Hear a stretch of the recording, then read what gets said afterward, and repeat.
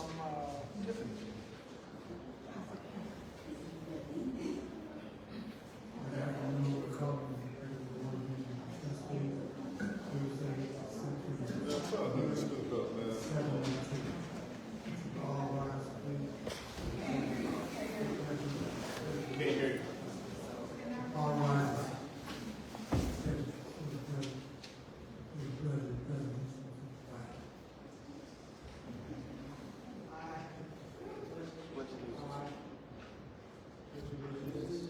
To the flag of the United States of America and to the republic for which it stands, one nation, under God, indivisible, with liberty and justice for all.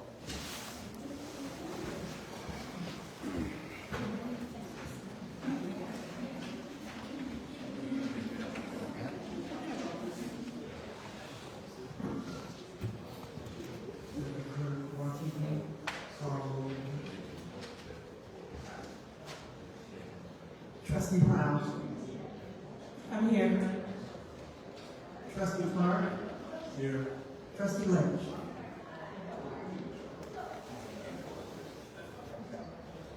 Present. Trustee Roll. Here. Trustee Taylor. Present. Trustee Williams. Aye.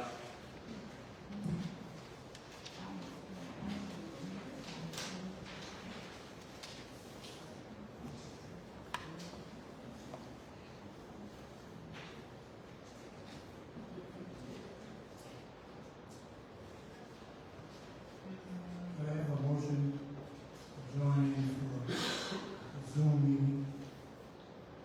So moved. I second. Second.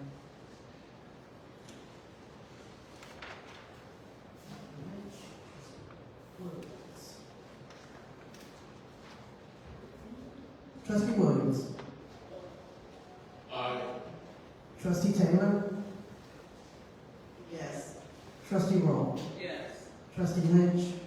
Yes. Trustee Clark. Yes. Trustee Brown. Yes. Mr. Chair, if I could, before we go to the presentation of minutes, it's not on the agenda, but I'd like to ask if we can go into a closed session under personnel at the end of the meeting without a reason to convene. Yes, sir. We can't hear. We can't hear. All right, just inform, we're going to closed session after the meeting, so there's no reason to reconvene.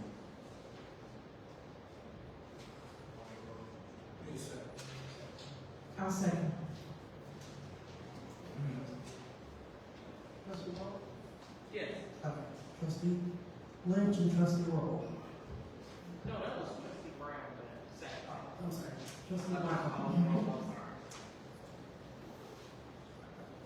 All right, Trustee Brown. Yes. Trustee Clark. Yes. Trustee Lynch. Yes. Trustee Roll. Yes. Trustee Taylor. Yes. Trustee Williams. Aye.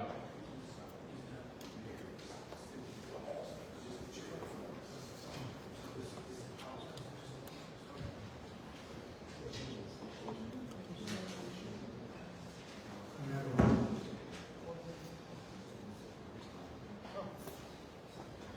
to present the minutes of the special board meeting August So moved. 19th. Second. Trustee Roll, Trustee Lynch.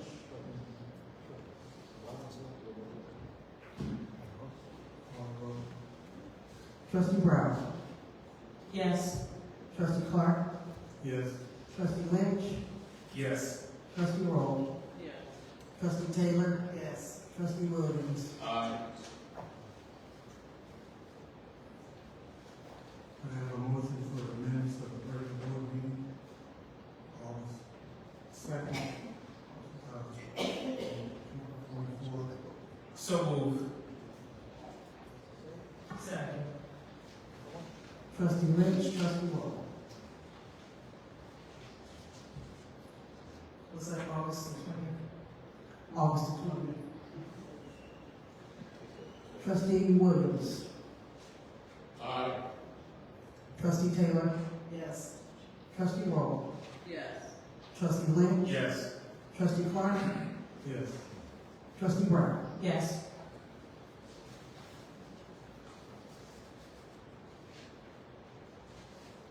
Madam Treasurer's report, Mr. Byron Jackson.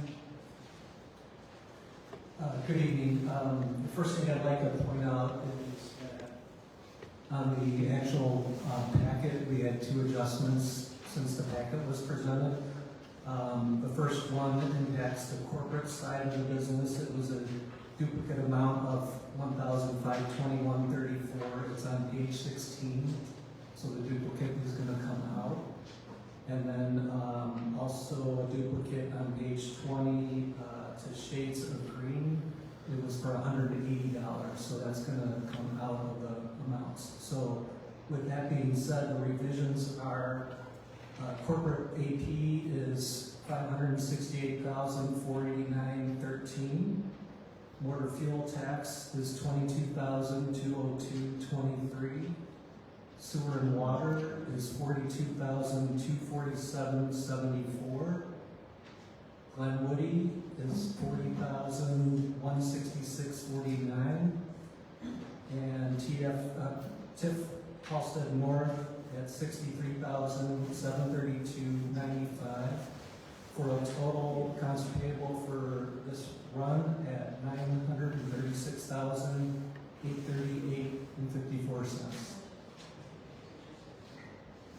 So moved. Second. Trustee Lynch. Trustee Clark. Brian, can you repeat that last total? Grand total, sure. 936 million. No, yeah. 936,838 Wait a and minute, say it 54 one cents. more time. 936,838.54. And what was the corporate number? 768,489.13 cents. Thanks. Sure. Byron Jackson. For the payroll. Call the roll. Excuse me. Brian, was it 568,489.13 or 768,489? 768,489.13. Got it first by Trustee Lynch, second by Trustee Clark. Yes. Roll call. Trustee Brown. Yes. Trustee Clark. Yes. Trustee Lynch. Yes. Trustee Roll. Yes. Trustee Taylor. Yes. Trustee Williams. Aye.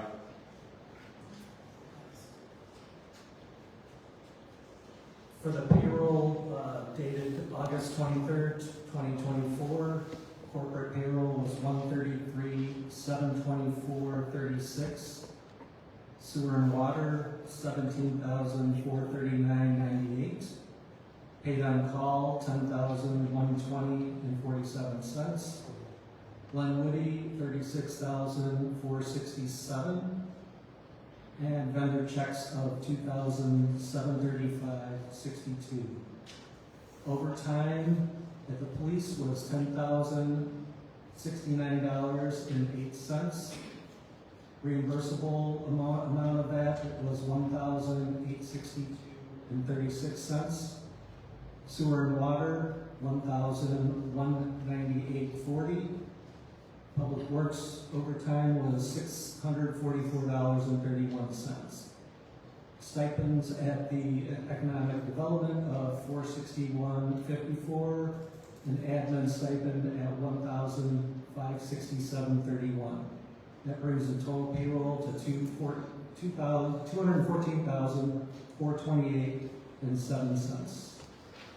Could I have a motion to approve payroll? So moved. Second. Second. Trustee Taylor. Trustee Lynch. Roll call. Trustee Brown. Yes. Trustee Clark? Yes. Trustee Lynch? Yes, I have a question also. Trustee Roll? Yes. Trustee Taylor? Yes. Trustee Williams? Aye. Chief, the overtime again is, Brian, is that overtime correct? $10,000, a little over $10,000?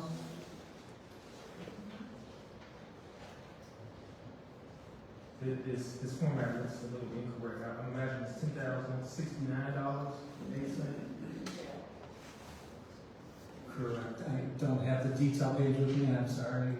No, that's fine. I just wanted to be sure that it was correct. $10,069.08.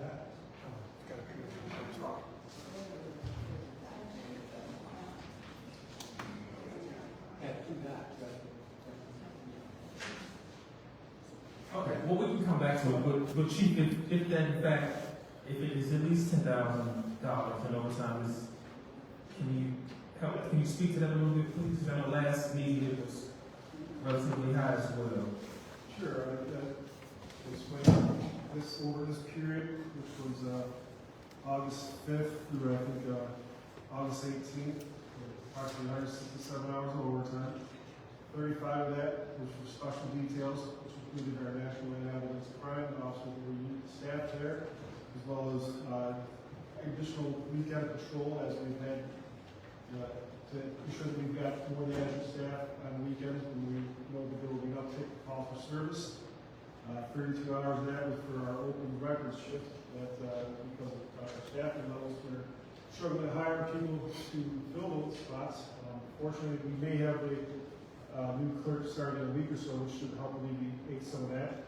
28 hours was for benefit time off, which was roughly just a few shifts of officers taking comp or vacation time, which is a contractual right they have. And when they take that time off, because we are down through officers, we have to backfill, and those officers have the choice to choose overtime or compensatory time. And on this 28 out of those hours were chosen as overtime.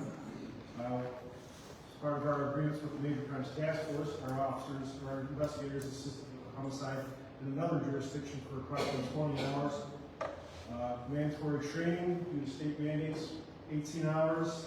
STEP grant, 20 hours of that. That's a sustained traffic enforcement program where all duty officers come in and they focus on targeted traffic violations, specific areas or missions, whether it's seatbelt enforcement, speed enforcement. However, that is reimbursable, as well as the next item, which is 4.5 hours for the church on the road, Bear Road. We have an officer, we have an agreement with them for providing security. They reimburse us.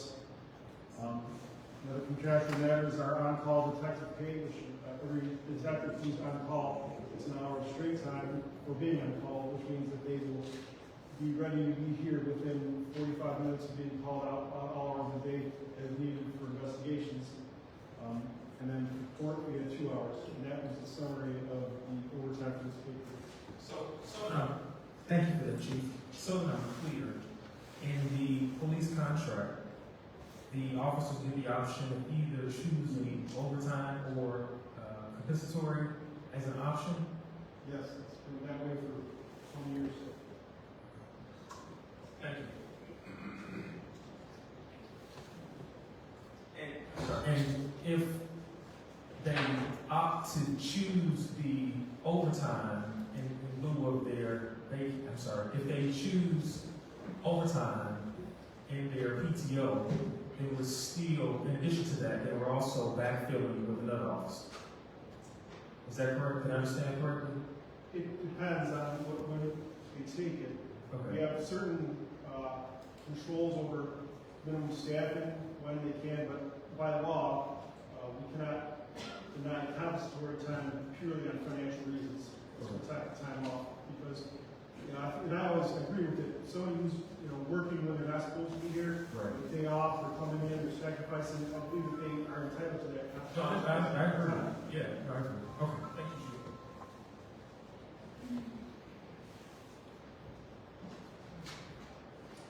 At this time, the meeting is open to the public.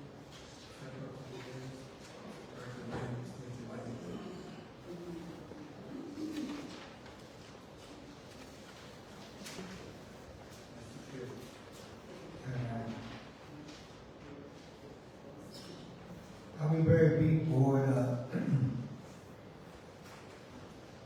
it's no secret that, Talita Hart has resigned from the treasurer's position. So, going forward, is the mayor on the line? I heard, recommendation to go remote. Is he on remote?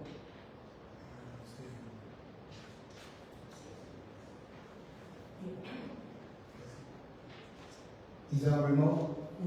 Okay, the question I ask you, Mr. Mayor, in the absence of Talita Hart as treasurer, what's the game plan going forward?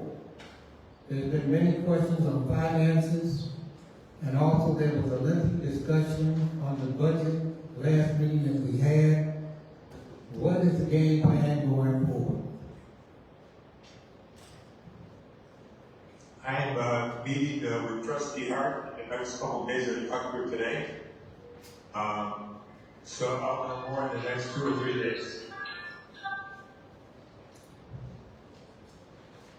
Okay, in the absence of a treasurer, who picks that duty up? I know we have a new finance person, we have Brian Mitchell, the business administrator. Who would pick that duty up? It will be between the two Bryans. Okay.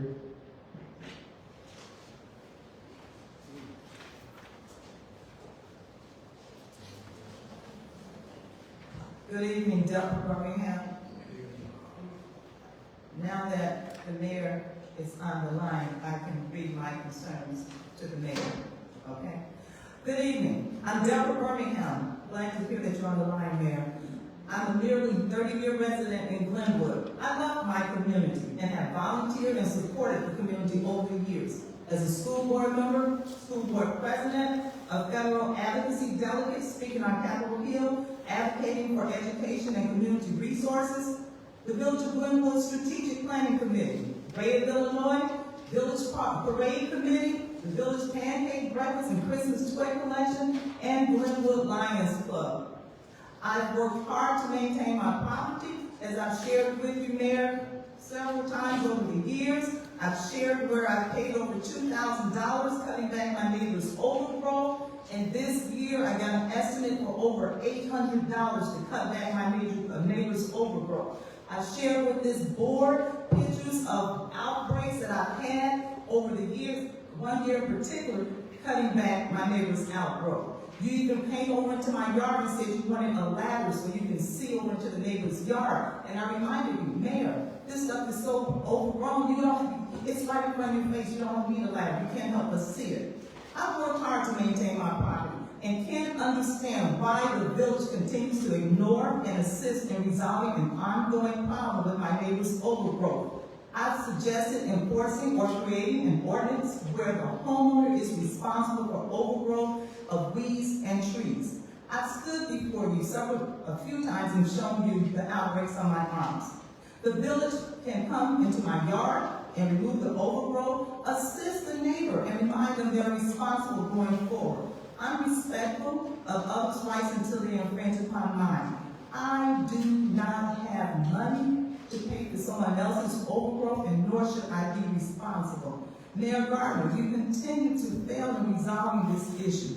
You know the conditions have been contentious over the years. The village has the authority to create, amend ordinances that can be followed by residents. As a taxpayer, I don't understand how you can assist business owners with 0% interest loan, provide assistance to resolve business matters when they come before you, give to an organization that stood here and told you they didn't need any money, but continually failed to assist me. Again, as a taxpayer, I've asked that you all would take care of this. When I spoke before the board last month, I was hoping that you all could contact me and try to resolve it. I've asked legal counsel to contact the village in hopes of resolving this matter. This is too simple to me. It just shouldn't take all of this. And I think Trustee Lynch, you asked to put it on the agenda, but something that basic is overgrowth, it's loud. We can do better. We want to maintain our property and retain property value. And Mayor Gardner, you always remember, I always tell you, we want Glenwood, I want Glenwood to be a place I want to live, work, and play. I just heard Mr. Fields mention Talita Hart resigning. Ms. Hart, if you're on the call, wherever you may be, I just want you to know how much I appreciate you, how much of an asset you have been to this community, to the board here.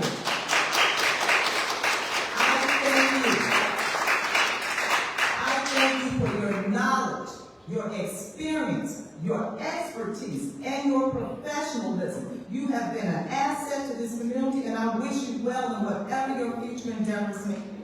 Thank you.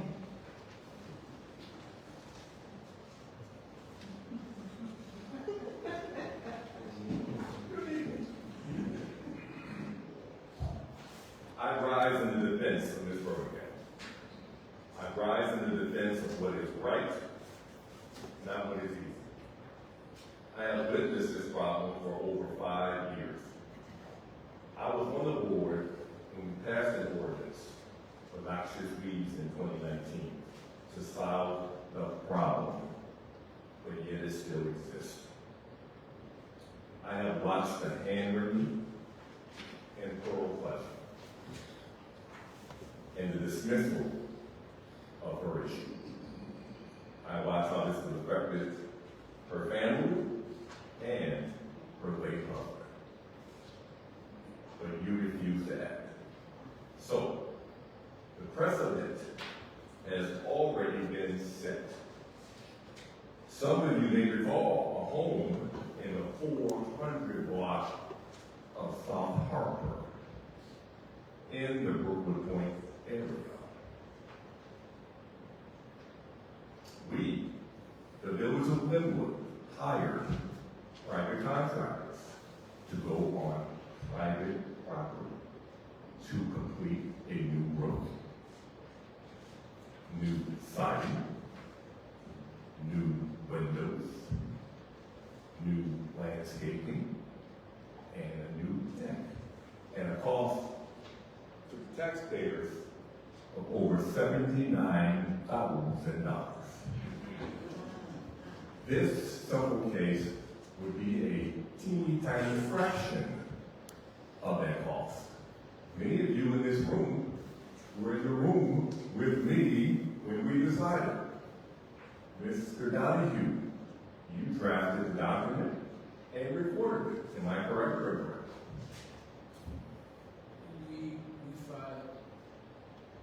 We filed a lawsuit against that homeowner, and we went to court, and everything was done pursuant to a court order. And right now I have a lien against that property. So Absolutely. it comes installed with it. And I'm asking you to do the same thing in this Birmingham. So all the hand-wringing on, we can't go on private property.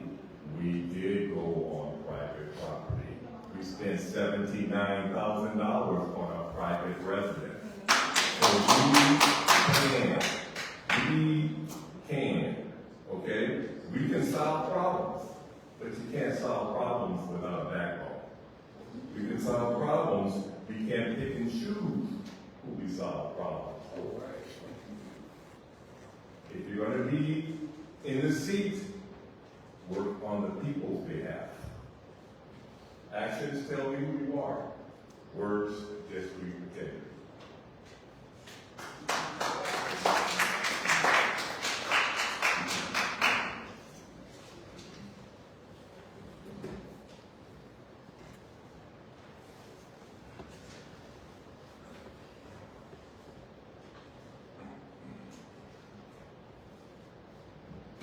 Good evening, Justice. Good evening, everyone. My name is Darius Jones at 941 East 194th Street. My wife and I, we just moved here about 7 years ago. We really love it here. Children in school here now, over in Longwood and Hickory Bend. I have a 3-year-old and a 5-year-old, and my neighbors have grandchildren as well. What we noticed on our block is cars speeding down the block. And on the next block, it's longer than your typical block. So from 194th and Minerva, people will come in and they'll just speed all the way down the street. Now there is a sign on 194th and Dante that states, no caution about children play. We're just asking that we can get a sign on 194th and Minerva that says the same thing, because there is a sign there and people just going down that block there. I appreciate the time. I got everybody from Trustee Brown. We met at the, the Juneteenth picnic. My wife and I were selling bakery goods. So thank you, Trustee Brown, and hopefully you guys here are pleased.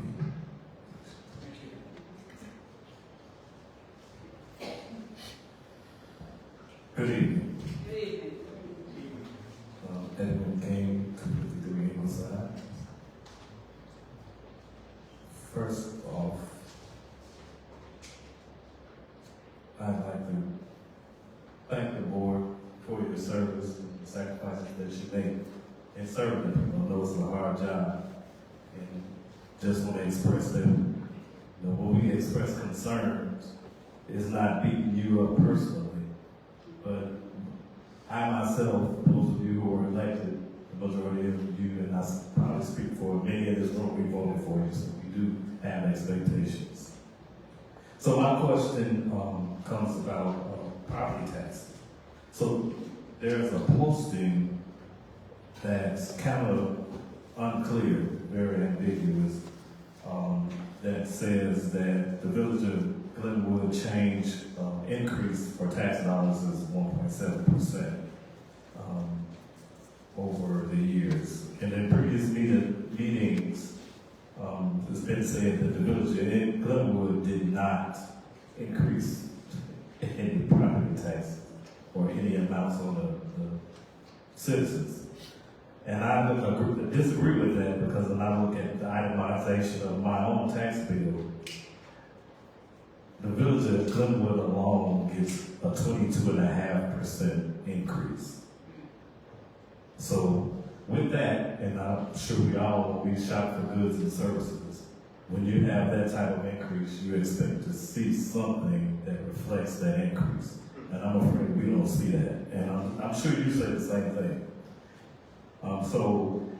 With that notice that was on the website, my question particularly is, for the Village of Glenwood, has anyone on the board or the mayor himself got in contact with the Cook County Board of Review, Lord Larry Rogers, to get them to come out? Our neighbor in Glenwood is having a forum at the Village Hall to help their residents. I did give that to some people, but I'm sure they're going to be overrun with their people, and for us to get in there. So what I'm asking is, are there any resources that's going towards requesting the county to come out and educate us on, what's happening with these property tax increases? Even with the school board rates, my total tax bill overall increased 44%. And even I'm a working individual, that's taxing. And when that happens, that means you have to tighten the belt. So that leads me to my other question. We don't have a budget from what I understand. I thought we were going to have one. If we do, nobody's mentioned it, as it was mentioned in other meetings. So that's the question. Do we have a budget? And if we don't, when are we going to get a budget? And does that budget have some belt tightening in it, because things have changed? And I don't think the residents should be taxed for some superfluous staffing or restructuring that needs to be had for the village in order for us to save money. Thank you.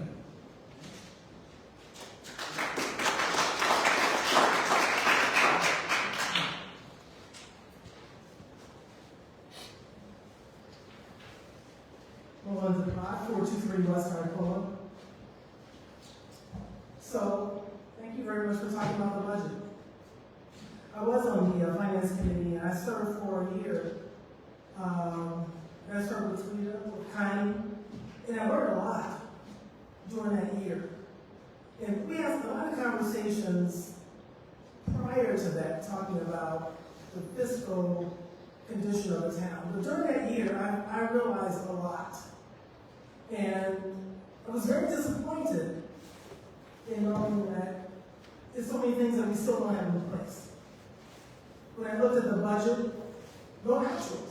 I was shocked. But not so much because the auditor came here and said that your second largest fund, they couldn't perform an audit on it because there was no information. And so as I started digging and performing on the, serving on the finance committee, I realized that I can see there's no posting to the GL. And I can imagine that there hasn't been much of a change.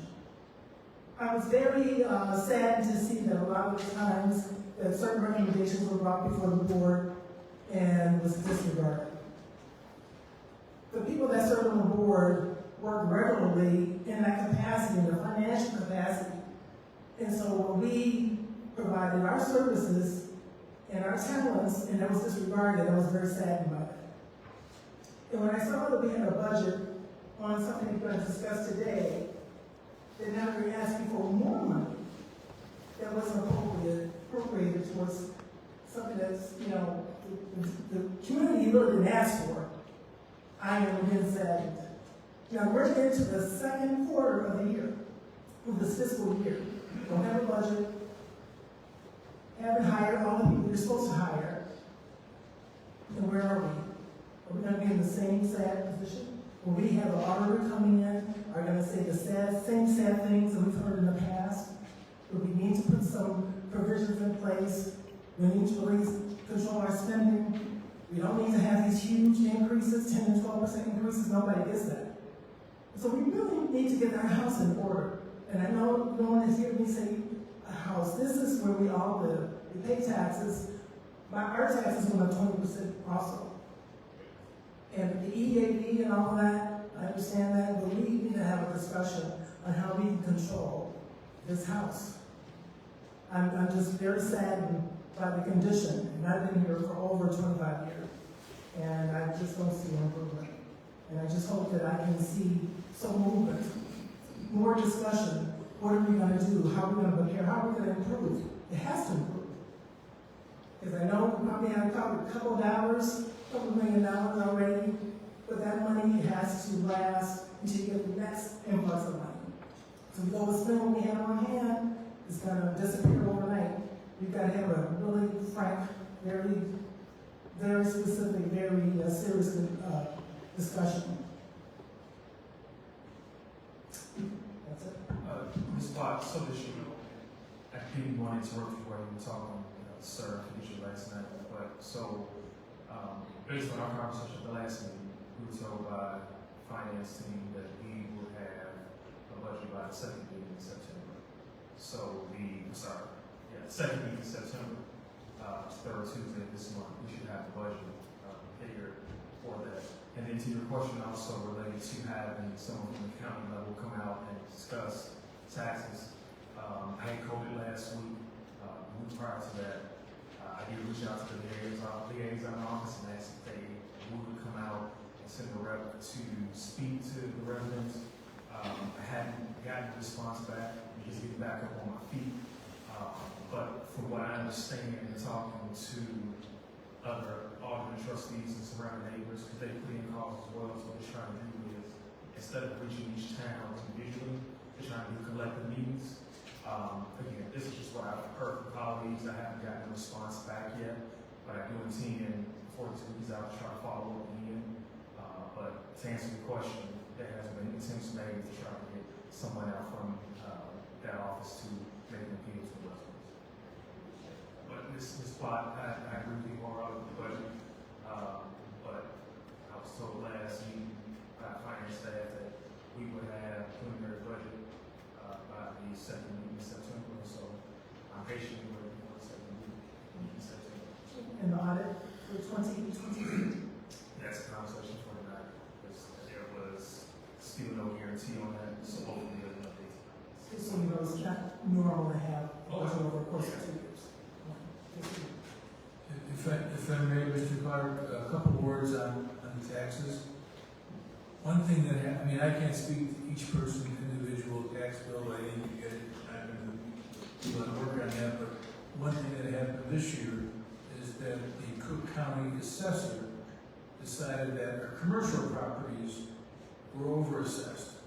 So they substantially reduced the valuation of the commercial property. In turn, he found that the residential properties were underassessed, so our assessor increased the assessed value of the residential properties. Now, each person may be a little different certain situation, but that's generally globally what he did, which means in large part, the residential property owners are paying funds which used to be paid for by the commercial property owners. I mean, it's one piece of pie.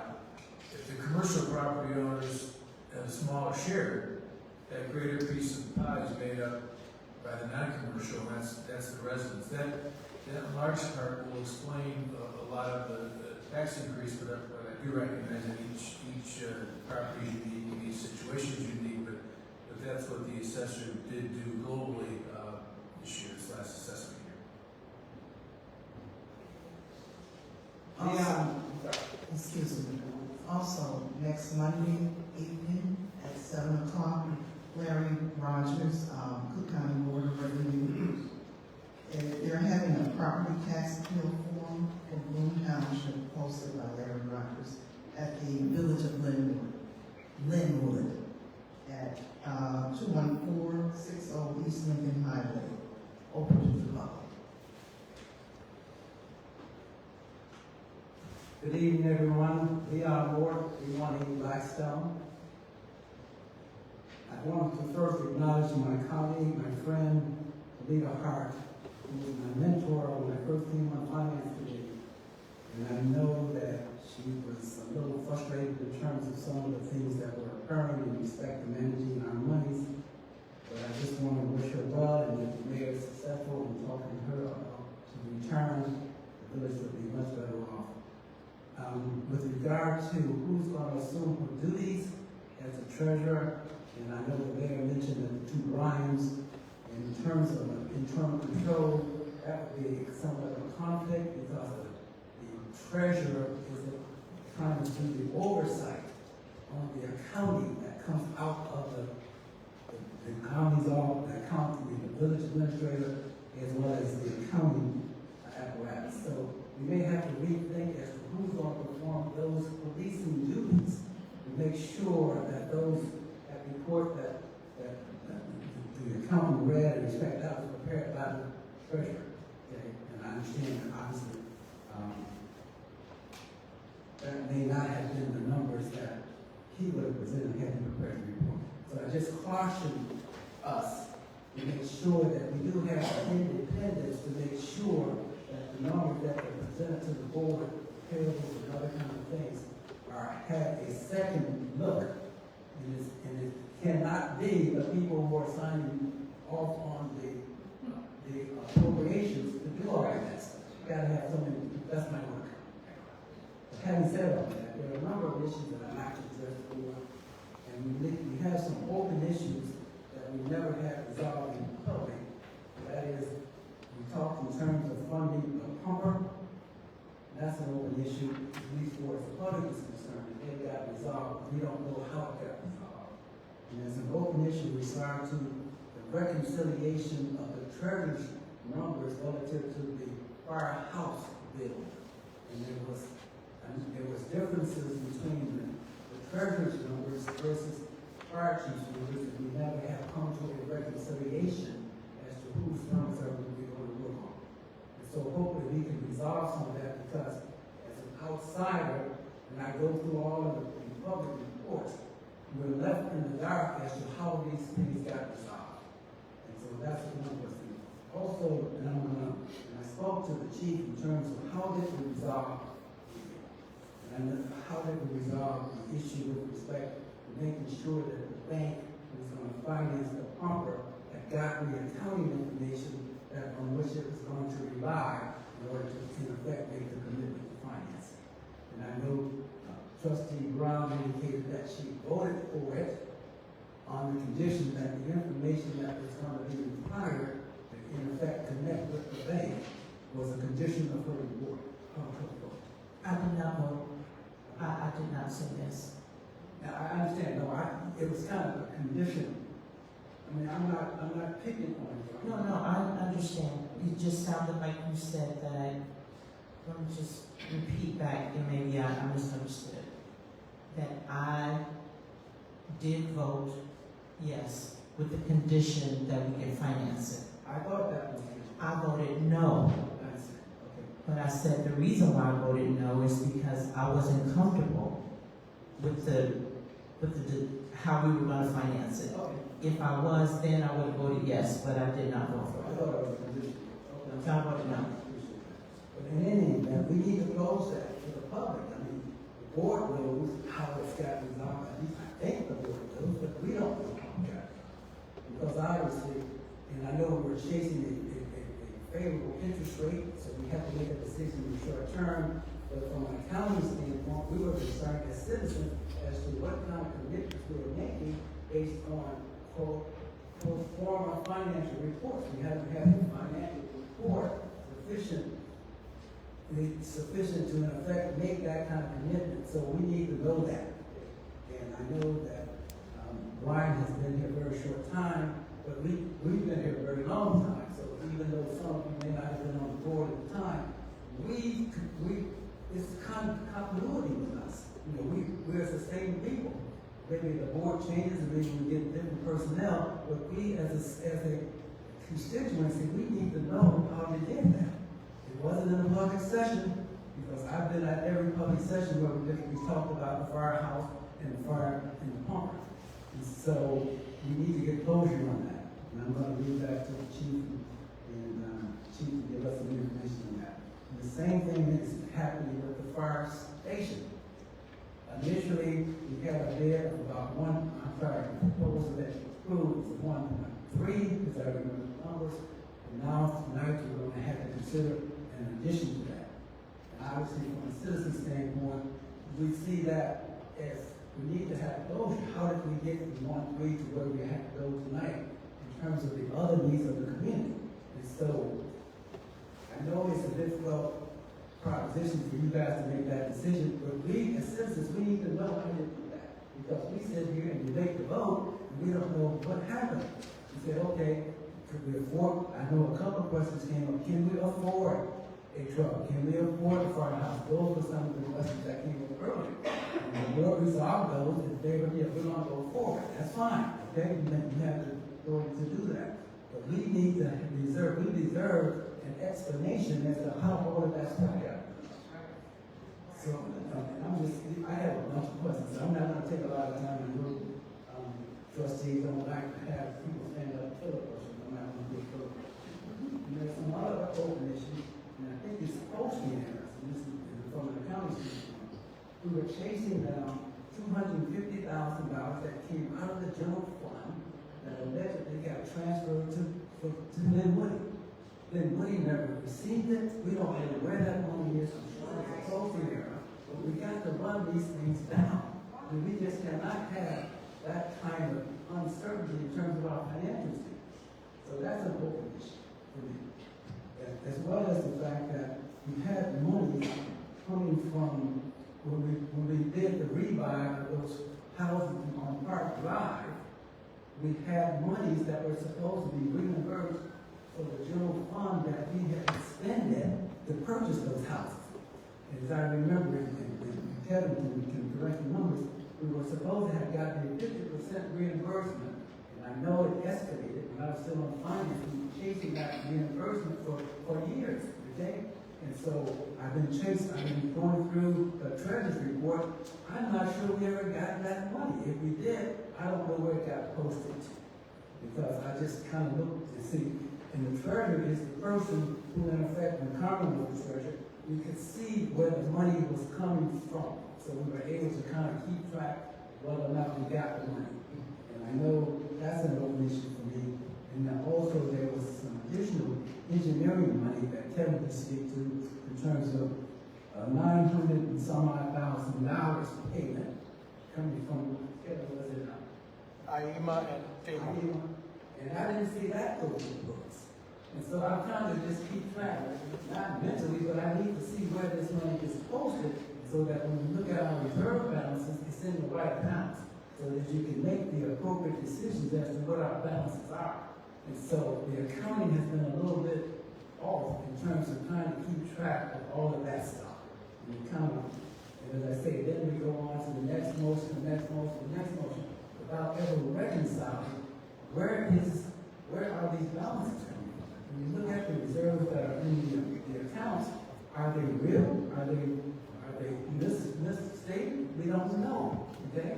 So we need more help on that in terms of the budget person, whoever keeps brackets, and things like that. And I'm gonna ask Kevin, if I could, to close the loop in respect to how did we end up financing the pump?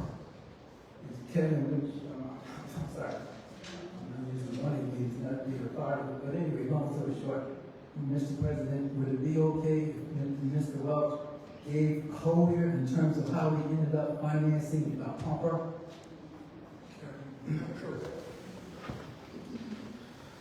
Yes, thank you. I think the question comes up because subsequent to the meeting where it was approved, the purchase and the finance package on a 5-year, there was a consideration or thought that we may want to pay it in totality, utilizing monies that are owed back to the village, general fund the money that was funded to TIF. We beat that horse to death, and we moved forward with the finance package. Brian with a Y and Adam Metz has been working with the finance company, I don't remember their name, to secure that. And I believe the differential was if we could produce, and I'm going from memory, if we could produce the draft papers for the audit by some date, then the percentage, and I don't quote me, I believe it was 5% interest. And if we missed that date because of prolonging the audit process, then it could go up to 5.25, which was still a fairly favorable rate. But that has continued to process through. So the answer is, to the question is, we went with the board-approved process of financing that fire truck over 5 years, which first payment wouldn't be due till after the delivery date. So that's, I checked out enough, that's a closed issue. In terms of that. But we did not know that because it was a kind of contingent issue as to whether or not those accounting records and commitments could be made to get the final conclusion. But Chief, that it still remains a continuing issue because we don't have complete approval from the bank. We don't have final, but remember, it continues to use it's either going to be 5 or don't quote me on a number, either 5 or 525. No, So we I have to- understand that, but then like you said, I remember this conversation, we talked for about 4 hour board meetings about that. And one of my reasons for being against it is because if we did not receive that loan, our question was, where was that money going to come from? It was going to come from the general fund.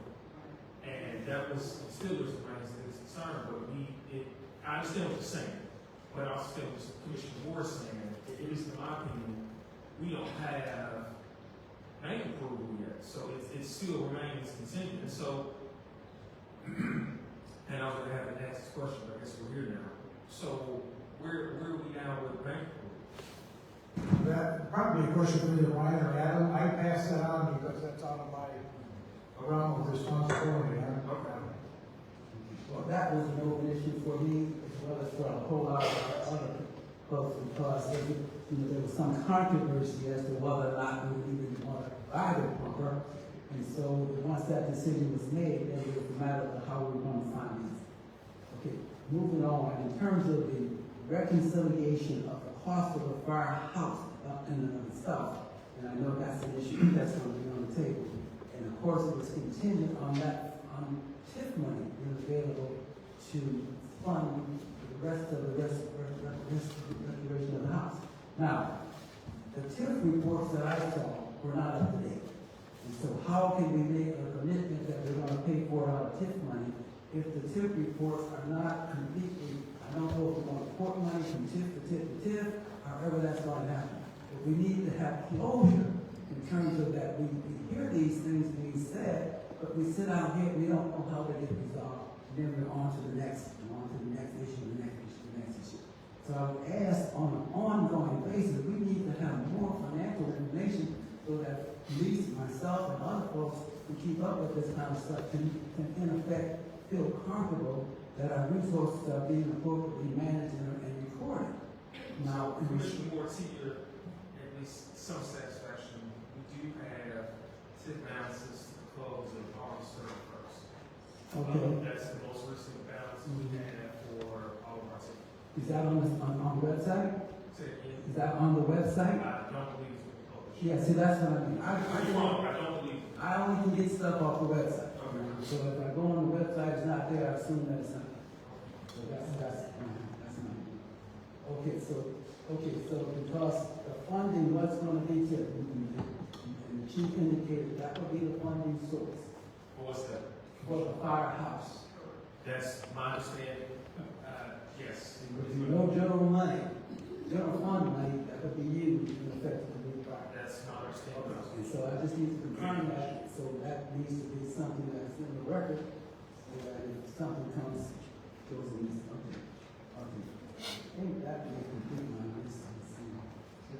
Oh, I have some, we're going to be going into your budget process if you haven't already started. And you may recall, several months ago, I stood up to suggest that we have to take a look at the police staffing, because being in the recruiting business, it is becoming very competitive as to whether or not, in fact, I know we just have not been able to maintain the type of list that would give us the ability to pick people off and replace them as we lose people in the department. And at that time, when I suggested that we upstaff over and above our current authorization, that issue was going to be referred to the Finance Committee. And whether or not it went to the Finance Committee or not, nothing ever came of it.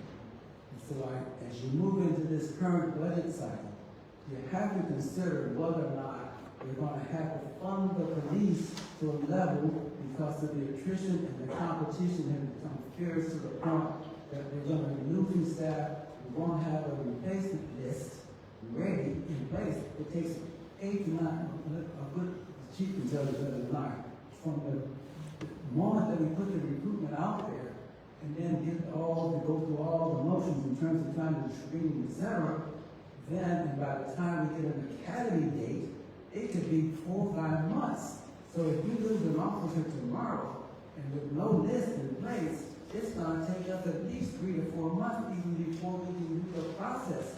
And so I'm sure we don't want to have that kind of a gap in our law enforcement personnel. So you need to consider that in your budget, because it may cost us a little money on the front end, but it's necessary in terms of trying to make sure that we have coverage, so we don't have these gaps in coverage, which everybody, when I listened to the folks last week about the need for more policemen, several of us and all the other issues, we have to make sure that we fund it. We have to put our money where our mouths are in respect to whether or not we're going to fund the police to the level that we have to anticipate that attrition.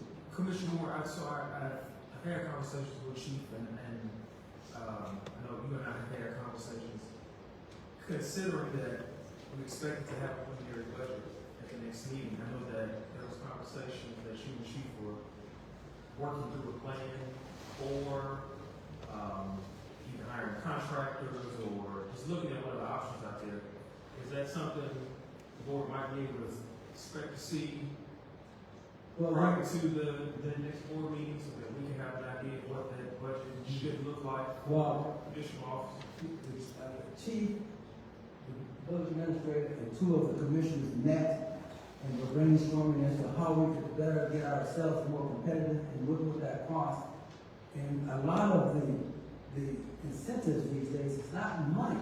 It's time off. People they don't want to work, all kind of extra hours and things like that. So it may not be a money solution. And I know we got contractual obligations that we can only do certain things. But we have to come up with some kind of creative solution in order to try to attract people and also maintain people. We have now, I don't know if you got the memo, we had one of our recently trained officers, been 2.5, 3 years, he lateraled out. He got a better deal. He wanted to go days. Okay? And so the thing is that it's just not about money. Okay? It's about the other things that can induce people to stay in our force. And I mean, it very well may not be money, but I guess I'm asking you specifically, because we're on the conversation of the budget preparation. Yes. And if, in fact, it is not in totality, but a portion of the need for new officers or retaining them is financially motivated, then I think it would be good, at least for the board, to see what options the chief and the fire and police commission is considering, so that we can potentially factor that into the budget as we go through that. Now, if it's something outside financially motivated, even better. But I think that it will help us to better understand what their roadmap looks like, so that we can build that into the budget, portion of that is necessary for that. Well, as I say, as you go through the budget process, in the short term, I think just throw money into the budget relative to police support, because it's gonna be a minute before we can figure out those kind of creative solutions that are gonna retain and attract other folks. But if you don't have it in the budget, you don't wanna have to come back up here at the point that, hey, we got a list, we got a department short, we gotta come back, and then we gotta do it one at a time. And so this is an opportunity to consider that, and that's a board consideration. I sent out 911 to the mayor and to the village administrator a couple of months ago. This is critical. This is really critical. And I will, anyway, consider that as you do your budget. Let's see, there's another stuff, other comments. Okay, that's pretty much it, and I will entertain any questions or any comments that I can help you with if you don't.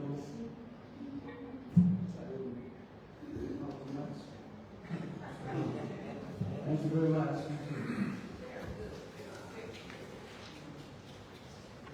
Good evening, everybody.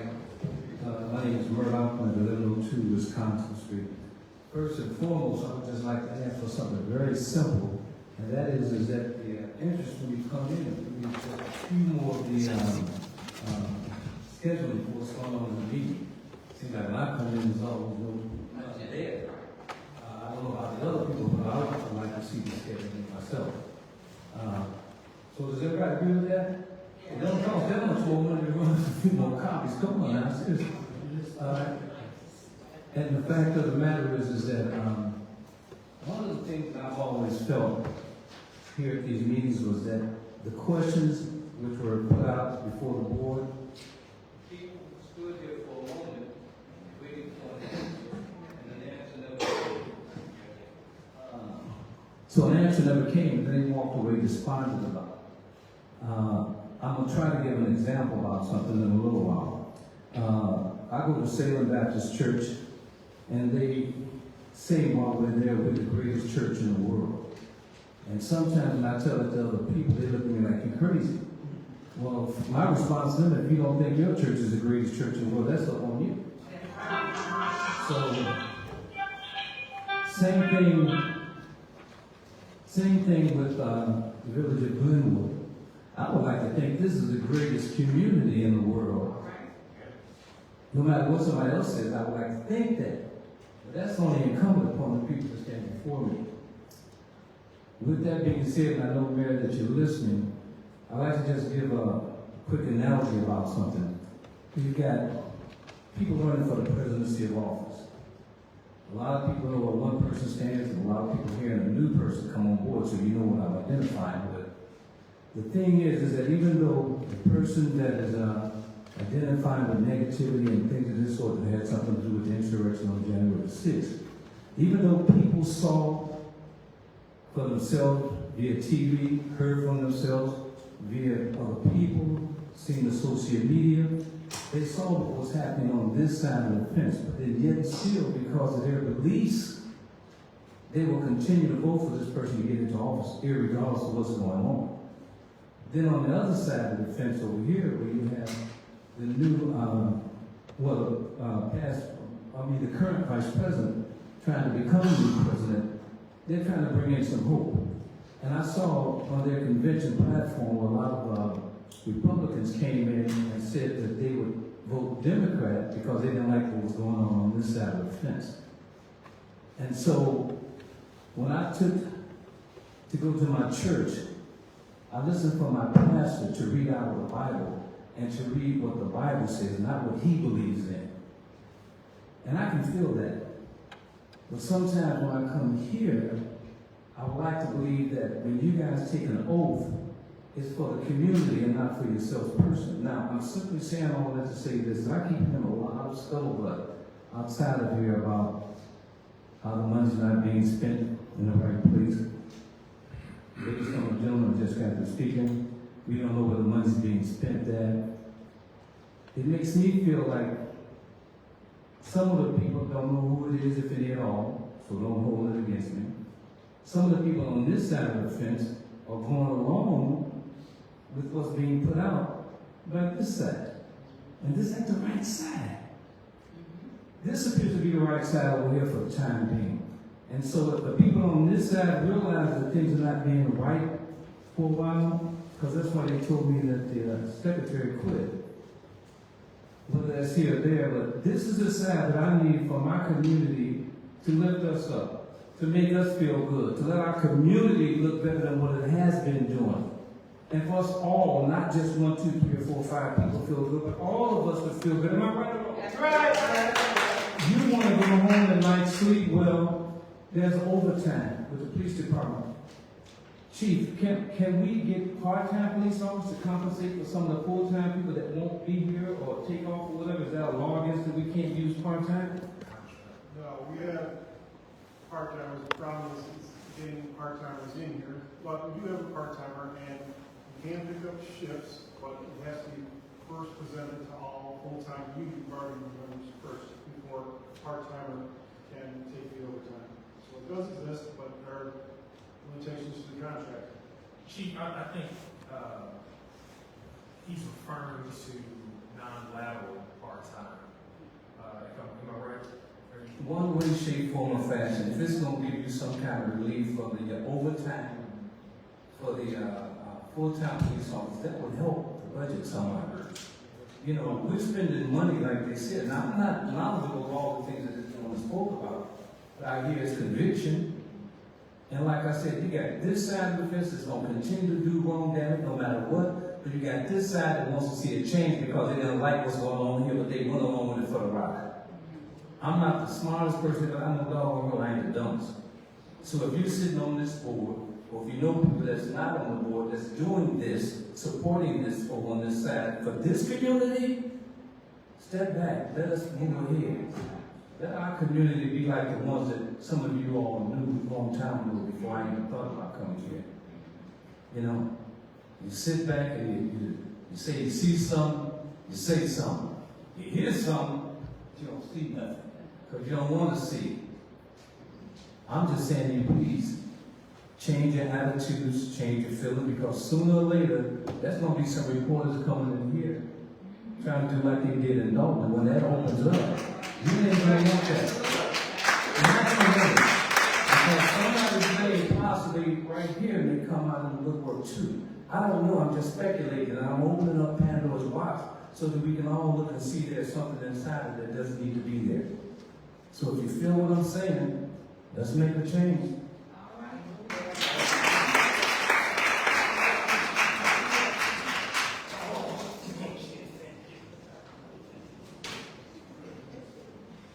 Let's get some more details. Let's do that. Good evening, Judith Mims, 349 Strife Lane. Thank you, Trustee Taylor, for the information on Village of Glenwood. I would just like to also announce that the Glenwood Estates Homeowner Association is having a special meeting with the Board of Review on Thursday, October 3rd at the Apollo Park Fieldhouse at 5 p.m. Thursday, October 3rd. We will have flyers out and we're going to give it to all HOAs in Glenwood. All of the homeowners associations will receive the flyers regarding Apollo Park Fieldhouse. Come out and learn about the appeals process and other resources related to property taxes. This is in addition to what you said. Thank you.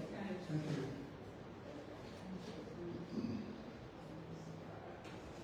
What was the time? 5 p.m. Thursday, October 3rd.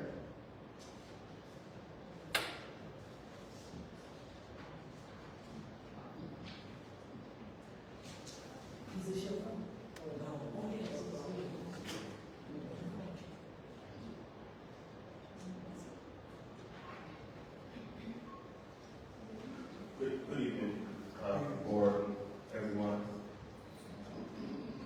417 Earth Glenwood. I just have a couple of questions. One of them is kind of external to Glenwood, but it's impacting the south suburbs. So Trustee Williams, you may be able to answer this, but 394 in the Bishop Ford Highway is one of the worst roads in Illinois. I'll try to reach out to the state representative, I believe it's Robert Kelly, and I've done this so many times over the last 10 years. No response or anything like that. Do the mayor or any of you guys have contact with the state representative, maybe monthly meetings, quarterly meetings, yearly meetings where this can be brought up? Because I've had so many flat tires, and Dalton, coming back south, the Dalton area right over the bridge, it is terrible. It is so terrible that you have to slow down, almost come to a complete stop so you won't tear up your car. I'll go to all these other areas. You have smooth pavements, you have concrete highways, no asphalt, and it's just ridiculous.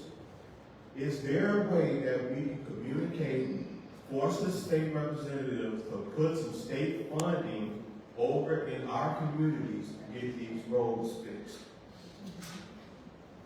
I don't know, Trustee Williams, if you have any. Okay.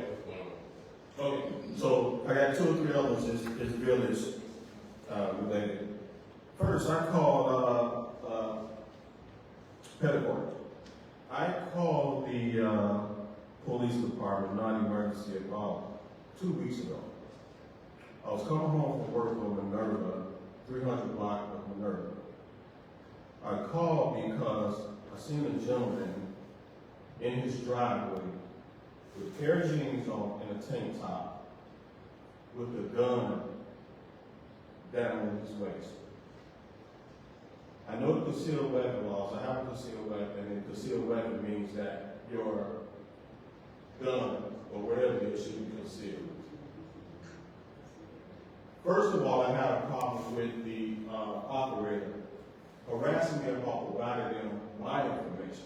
If we're supposed to call and remain anonymous, we shouldn't be getting harassed for additional personal information. That's number one. Number two, is there a law against someone standing in their driveway, just leaning up against their car with their gun in their waist so everybody can see? I will have to look at this incident and get back to you to find out exactly what happened. I recall the officers going there and checking. I don't know if they located the gun or not, but private property seems to have certain rights. But if they are disturbing or the peace and whatnot, that could be a different situation. I have to look at the situation to see whether it was a person who was parking their car and just coming from the gun range or getting ready to go, or what the circumstances are. I'll have to get back to you on this to give you a definite answer. Well, I can tell you, right now, I rolled up and down the block about 2 or 3 times before I called the police. And he was leaning up against the car with some of his buddies. It's almost as if they was waiting for an action to get started. I mean, I'm like this gentleman here. I'm not the smartest person in here, but I'm not the dumbest person either. So, something needs to be done about that. I mean, this village is too free-willing now, where people can just do anything they want to do, and nothing is being done about it. I'm very upset with the operator continuously questioning me, asking me for my number, asking me for my name. I can tell you that we don't have in-house operators at the station. You probably know that. Right. Especially the county center. But part of the protocol is obtaining this information or complaints information. How that went down, I don't know, but it's not out of the ordinary for them to ask who the caller is. Yeah, but if you ask and you say you want to remain anonymous, you shouldn't keep being asked the same question over and over again.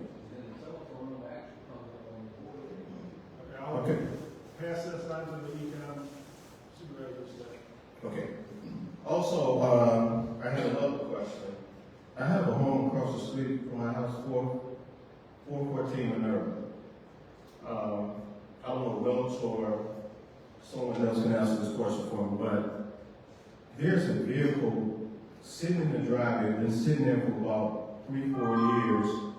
The license plate now is starting to hang off the vehicle.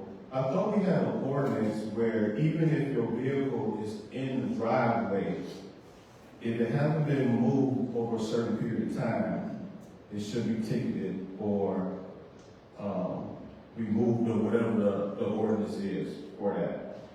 Also, that same house has grass coming up through the driveway cracks almost as tall as the tires on the vehicle. What's that address? 414. 414. 414. This is, I've been out here 21, 22 years. This is an ongoing problem that I have with homes around my house that's not being taken care of. I understand we have a code enforcer down in the village, right? Y'all understand it? I mean, I don't mean to be disrespectful, but what is the code ordinance person doing? They should be riding through the neighborhoods looking at these homes. We shouldn't have to come to the meetings and mention these homes. You know, we put our lives in jeopardy. Once they find out that we call the police or whatever, then there may be conflict between us and the neighbor. And some of these new neighbors that's in the neighborhood, they different. They're different. I don't want to say what I really want to say, but they're different. So that needs to be looked at. I can tell you that for people, if you know her by name or by face, Tiffany, who works in the special service department, the code enforcers out there religiously and aggressively. I can tell you that they're writing tickets. This courtroom has been full and continues to be filled.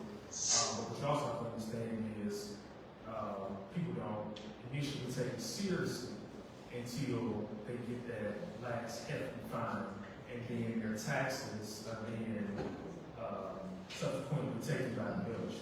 And that's the immediate action we can take.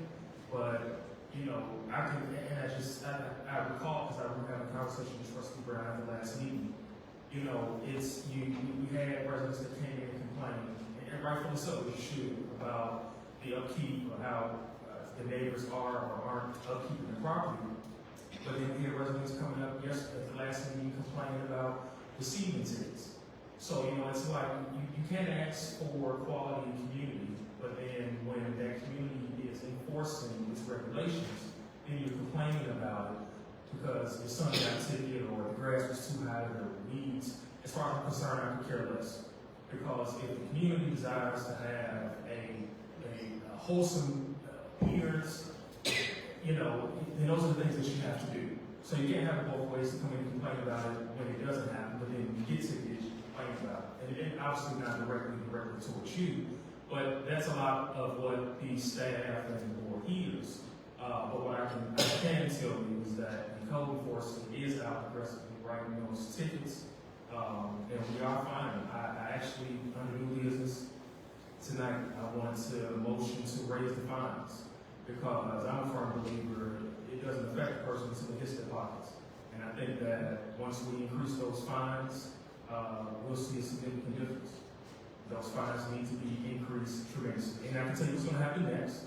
People are going to come in here, and I'm sure she can agree with me. Tiffany's online, she can agree. They come in here to get those $750 tickets, and they just acting ass.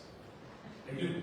And as far as I'm concerned, you had several warnings to rectify it, and you didn't. And so now it's come to that higher ticket, and this is what it comes to. But that's what's necessary to keep the community in line. And evidently, to some extent, it doesn't encourage anybody to change their behavior. So I think that the board needs to increase those fines also. Thanks, Trustee Williams. This home is, ever since they've been there 5-6 years, every summer it looks like a wilderness at this house.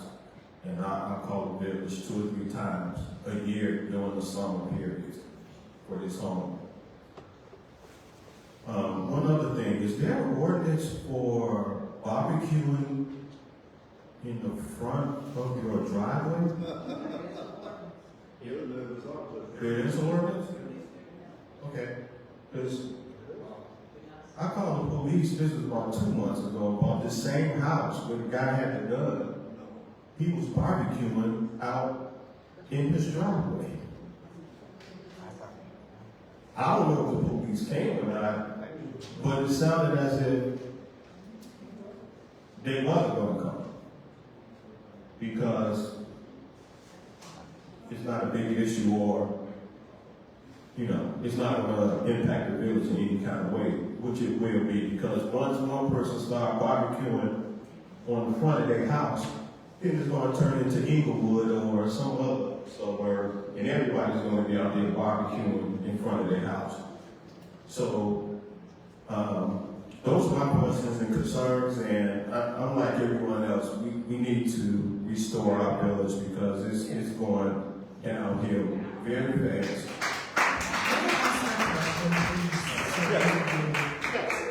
Try to invite that neighbor you're talking about to the HOA meeting. Because HOA meetings, if you include, right? To talk to this neighbor, coach this neighbor to say, hey, I love my community. I got my grandkids. Let me show you how to do it. Have you ever tried to include those? So, I'm not even sure if they own the house. They seem kind of young, so I don't know if they're staying there with their parents or relatives or something, but these type of people these days, they're not approachable. Especially, why would I approach someone with a gun in his waist to ask him to, can you respect the neighborhood, or as kids running up and down the street, can you at least put your gun up or shirt on? Next thing you know, it's going to turn into something. I don't want that conflict.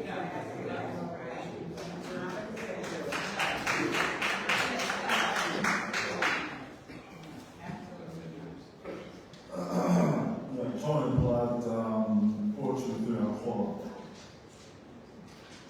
I hope that the trustees sitting here are as disturbed as I am.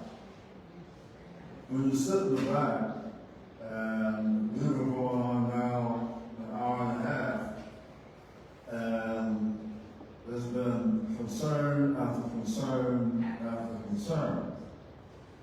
And the soliloquy that Leon Moore gave us, that should be the meeting.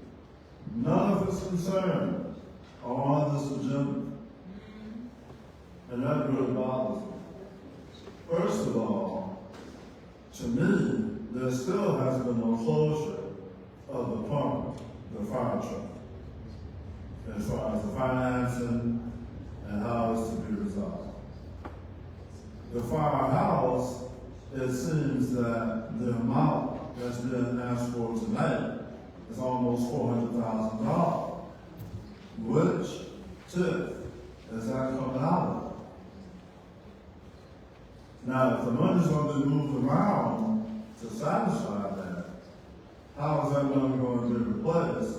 Or how is that tip going to be refinanced or refunded? And I would say to you that I hate to say that you will be approaching him in the near future to have some more money for that fire.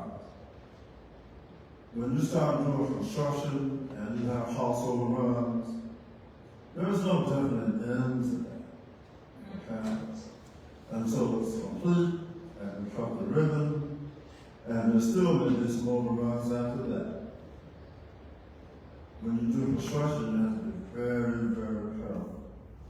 Now, my concern is that when you look into what Leon Moore said, what other people in the audience have said, now we have raise time coming, and every department has on one raise it. We need to have a complete freedom in this time until we have a budget until we have proper auditing, and until everybody knows where everybody is.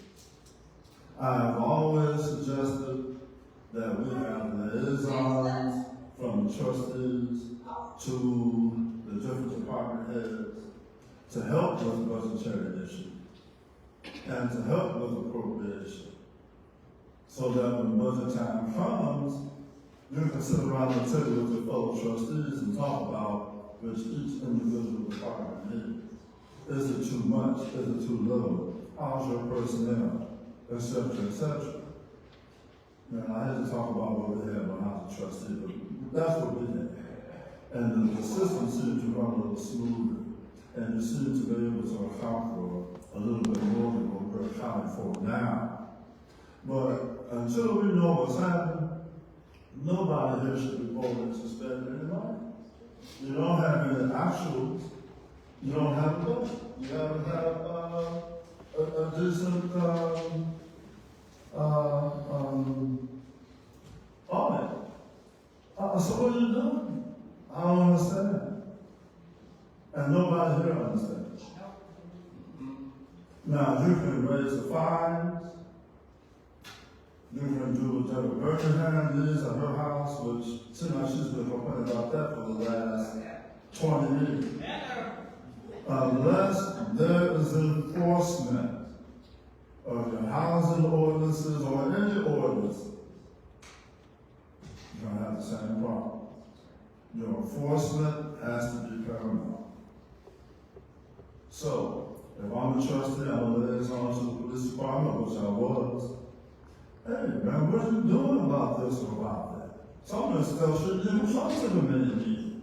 This stuff can be resolved without you guys should have this agenda and go right on down that thing and done. Here we are, 8:30. This is disturbing. Now, I don't know how this is going to be resolved. I don't know if you all are disturbed as we are, but I know as a former government official, I am really disturbed. And there needs to be a complete freeze on spending except your assumptions until you know what's going on. And any trustee here doesn't agree with that, I have to wonder what you think about it. Because to sit here and just vote, you know, and especially you have a couple of gentlemen here who are veterans, who've been around a lot. And you all know what's what. This is not a vote. It just isn't. Now, I'm noticing that Trustee Clark, you are taking the place of the mayor again tonight.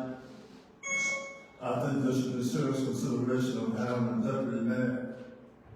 And you all need to get together and decide if the mayor, whether it's Brown or any other mayor, is not able to attend for whatever reason. There needs to be a deputy mayor. Now, we're going to have deputy fire people, we're going to have deputy police people, we need to have a deputy mayor. Okay? And this stuff needs to be resolved. Now, the thing I want to talk about, man, that just really blew me away, that there are so many unresolved situations. This just doesn't make sense. And this stuff needs to be resolved either through transparency or you have a reckoning of each department. We can't give out 10-12% raises. Are you serious? Now, the firehouse is nice. I always tell Kevin for years. It's all beautiful if you can afford it. Nothing wrong with it if you can afford it. Everybody's in shock about the property taxes going up. And so, hey, if you really don't need it, hold back. Instead of spending 1.2, spending 500. You know, you have to be reasonable at this point. You really have to be reasonable at this point. That's right.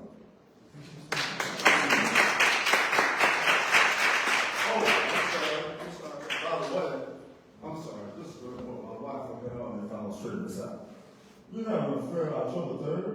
Yes, That's our homeowners meeting, October 3rd. 5 p.m. Well, I usually go over about 5 or 6 to set up our meeting.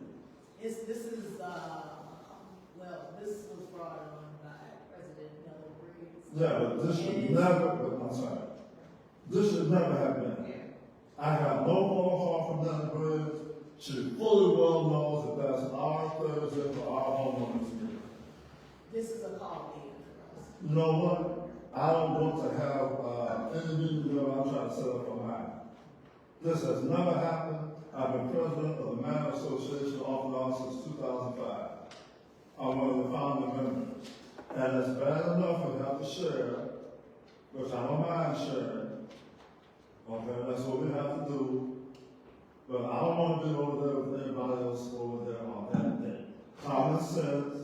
We've been having that meeting the same day for years. That's the wrong day to have that meeting. The concern will be respected and we'll be in touch with you. Yes, I got no phone call. I know what her meeting is. I know we vote for Fortune meeting is. Well, we've had our meeting the second of this year. And I've been to a meeting many times, so I know what her meeting is.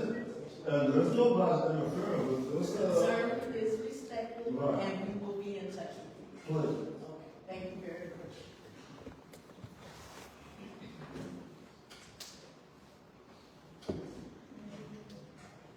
Hello, Gail Gillespie, 28 East Rose Street. My husband and I spend a lot of time walking around the Forest neighborhood for exercise, and there's some really gorgeous houses and gardens. But one thing I'm concerned about is the amount of poison ivy that's growing in people's yards. One of the worst offenders is the apartment building that's just north of Gates Place. There's a hedge there that has poison ivy growing out of it, right where it can brush against people. And I actually called the building once, a couple times, and told them about it. And they trimmed it back, but the problem is they didn't get rid of it, so it keeps coming back. And there are other places around that I've seen where poison ivy is growing into a hedge and out where it can grab unsuspecting people. And I don't know if people just don't recognize it or don't know how to deal with it, but maybe we could have some information on either the village website or in the village newsletter about how to identify poison ivy and what to do with it. Like, for example, don't put it in the weed bags, put it in the trash. See if we can clean that up a little bit. I just wonder if some people don't even know what it is, because I see it growing on people's houses. That was intended as an ornamental. But anyway, just to bring up a concern. That's not going to be a problem.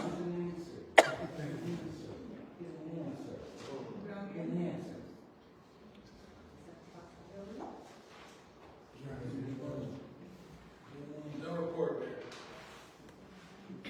Administrator, No report.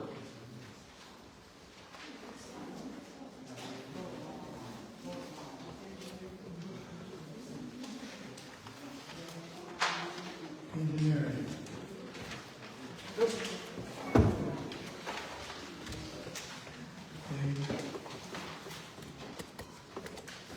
Thank you, trustee. In the spring, the village applied for what is called an Invest in Cook grant through the Cook County Department of Transportation and Highways. The grants, they really push for non-vehicle related projects, so transit, trains, bikes, pedestrians. So we were looking for a project that kind of fit those that would work in Glenwood.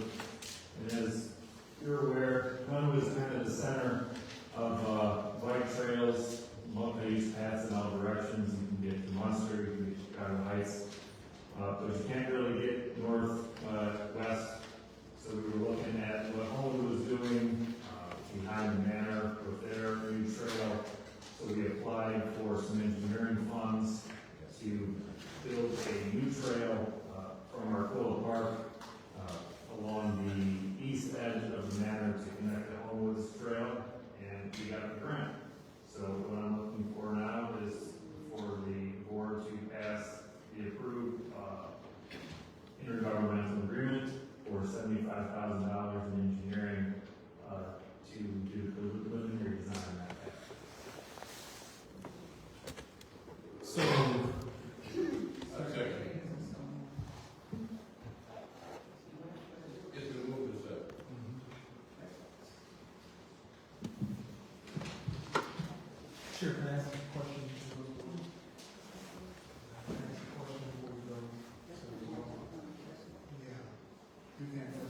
Dave, do we have to pay this cost up front before the work starts? Are we reimbursed with this? I'm not sure. I believe you get 25% upfront, and then you get reimbursed for the rest. But it's in the agreement here. Let me see if I can find it. And then, what fund would this come out of to pay this cost up front? And to that, would there be any additional costs responsible to the village?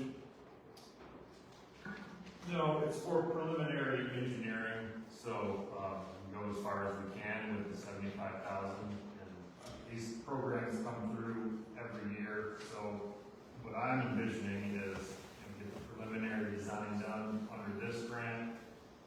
Next cycle comes around, you ask for final design. Next cycle comes around, you ask for construction. So I'm kind of envisioning this whole project being done with no out-of-pocket costs from the village. As to the fund, if you get any fund that's eligible for transportation uses. So So, Brian, what fund would this money come from? The percentage that the village would be responsible for? The quick answer is going to be general fund, but I'll close this and see if there's a better home for it. But we'll put it under a certain project so we can keep track of the expenses. What does this have to be? There's no match on that fund.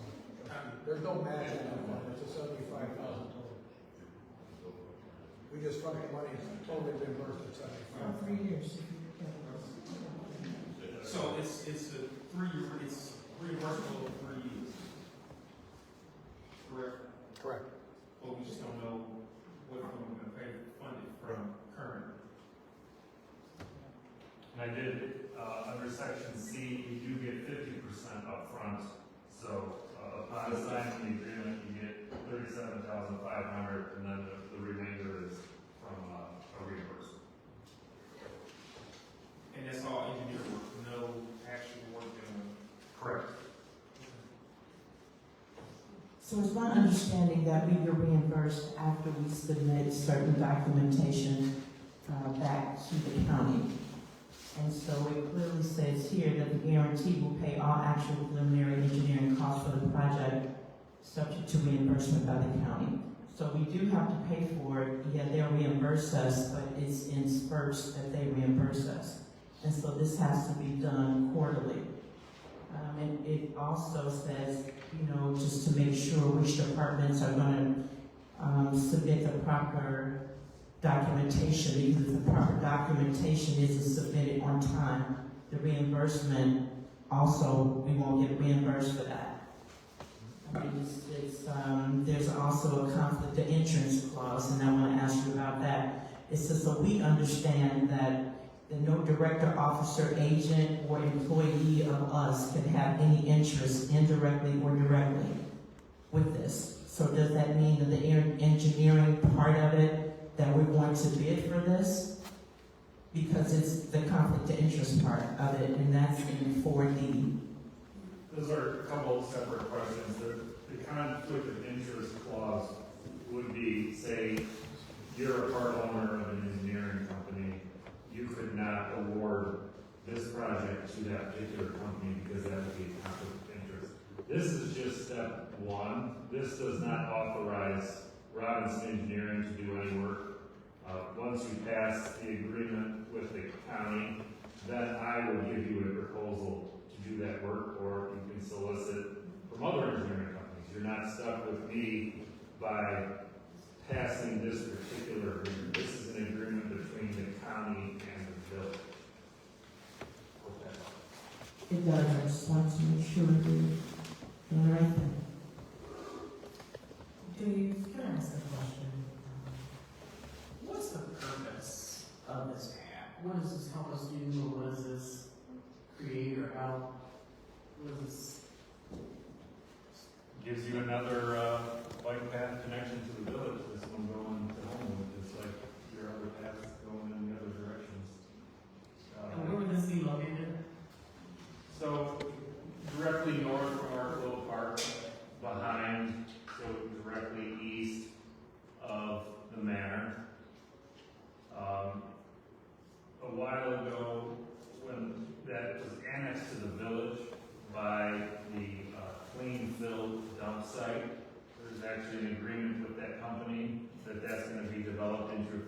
as well when it's done being used as a construction demolition debris site.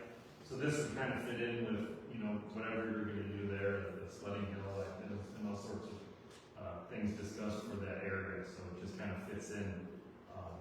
And you would connect down to, you know, the trail that goes to Chicago Heights, like I mentioned, and the trail that goes to Thorn Creek.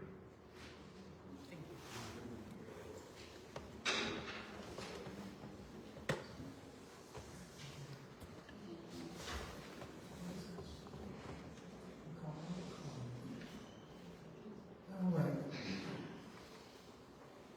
Let's move by trustee Lynch, second by trustee Williams. Trustee Brown. Yes. Trustee Clark.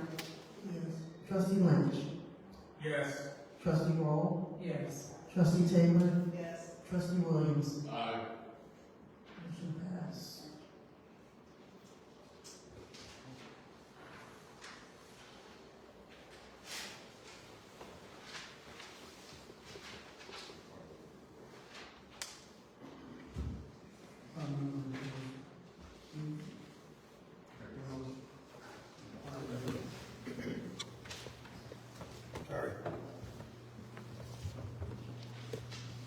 Yes, Your Honor, in the packet, in clarification for Commissioner Moore, in your packet, I sent the memorandum on additional expenditures for the fire station.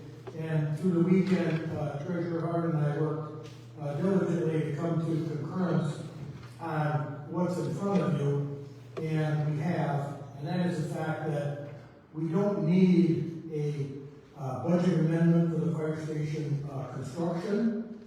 We're currently authorized at, make sure I get my number right. We're currently authorized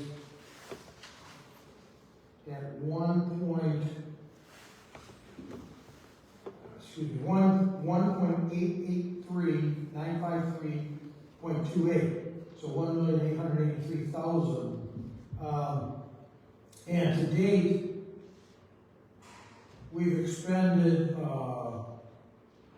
a total of 1.216, leaving a balance of $667,111.57. So those items before you this evening at Treasurer Hart's direction, those items before you this evening simply need to be approved for the contractors, but the construction costs at this point will not go over that 1.883953.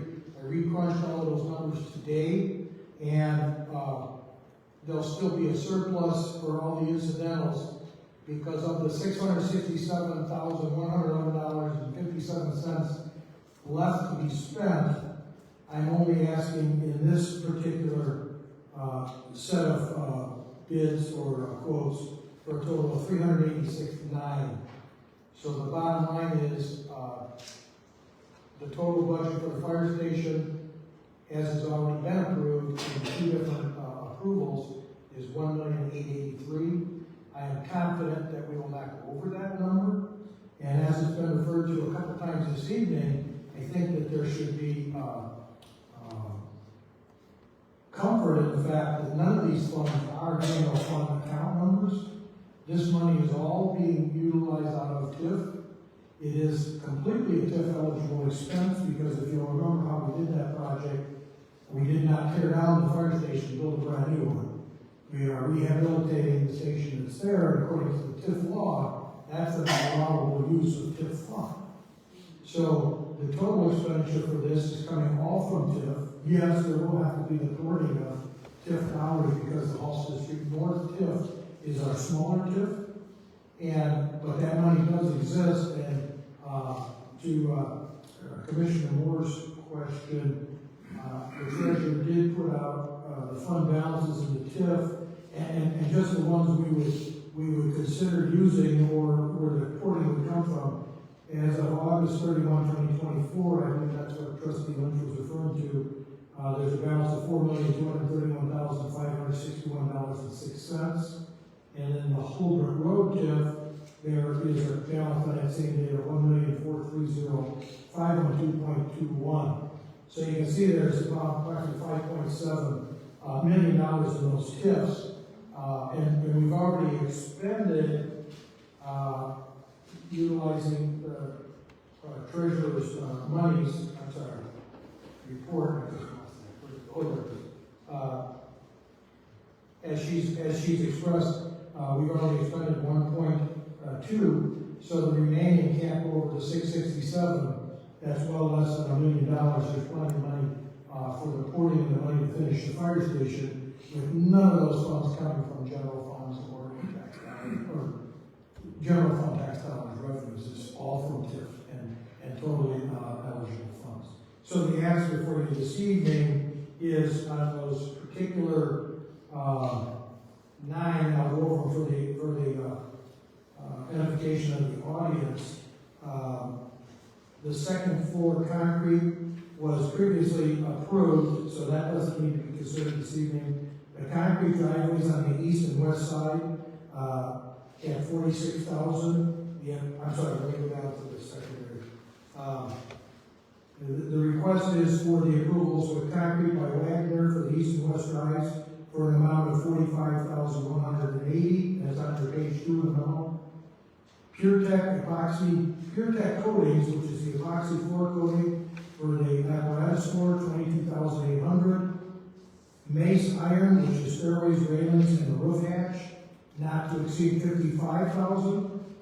The elevator, which is what's called an LULA or LULA, limited use, limited access, full elevator at $109,952. And interior, the entire insulation package for the building to NM Enterprises for an amount of $25,200. Midwest Airpro vehicle exhaust system for the 3 bays of the apparatus fire trucks, not to exceed $60,000. And the ready rack installed gear shelving, miscellaneous shelving, not to exceed $10,000. And that's the total of the $386,900. Any questions if I didn't confuse everybody? Oh, no, you go.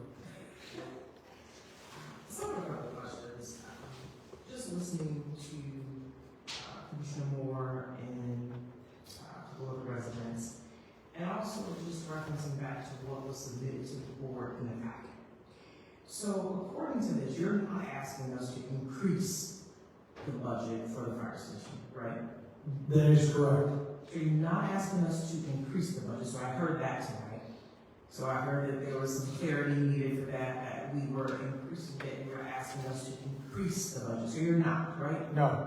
I just want to hear it for the record, so you're not asking for that? No. Right?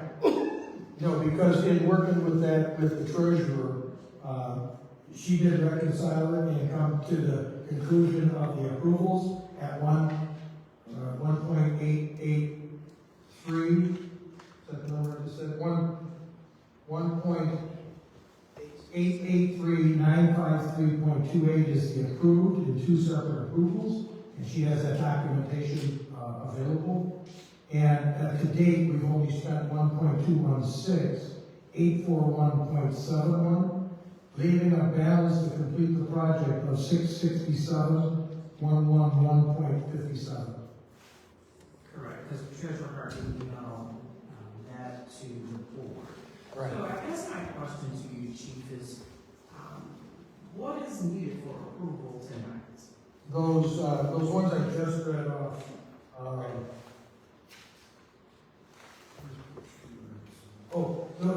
Those I need approvals of PureTech Coatings, which is $22,800. Mace Iron for the stairways, railing, and hatch, not to exceed $55,000. Elevator, not at an amount of $109,952. NM Enterprises in the amount of $25,200. Midwest Airpro vehicle exhaust system for the 3 bays at not to exceed $60,000. And Ready Rack Incorporated for the firefighting gear rack and shelving at not to exceed $10,000. So those are the 1, 2, 3, 4, 6 approvals. Chief, you missed the concrete. No, the concrete by Wagner has already been approved at a previous meeting at $45,180. that number in for the additional, funding request I thought I needed to make tonight, but that does not need to be included, that's already been, oh, I'm sorry, let me back up. The second floor concrete was previously approved, you're absolutely right, Attorney. Concrete by Wagner for the driveways on the east and west side in an amount of $45,180.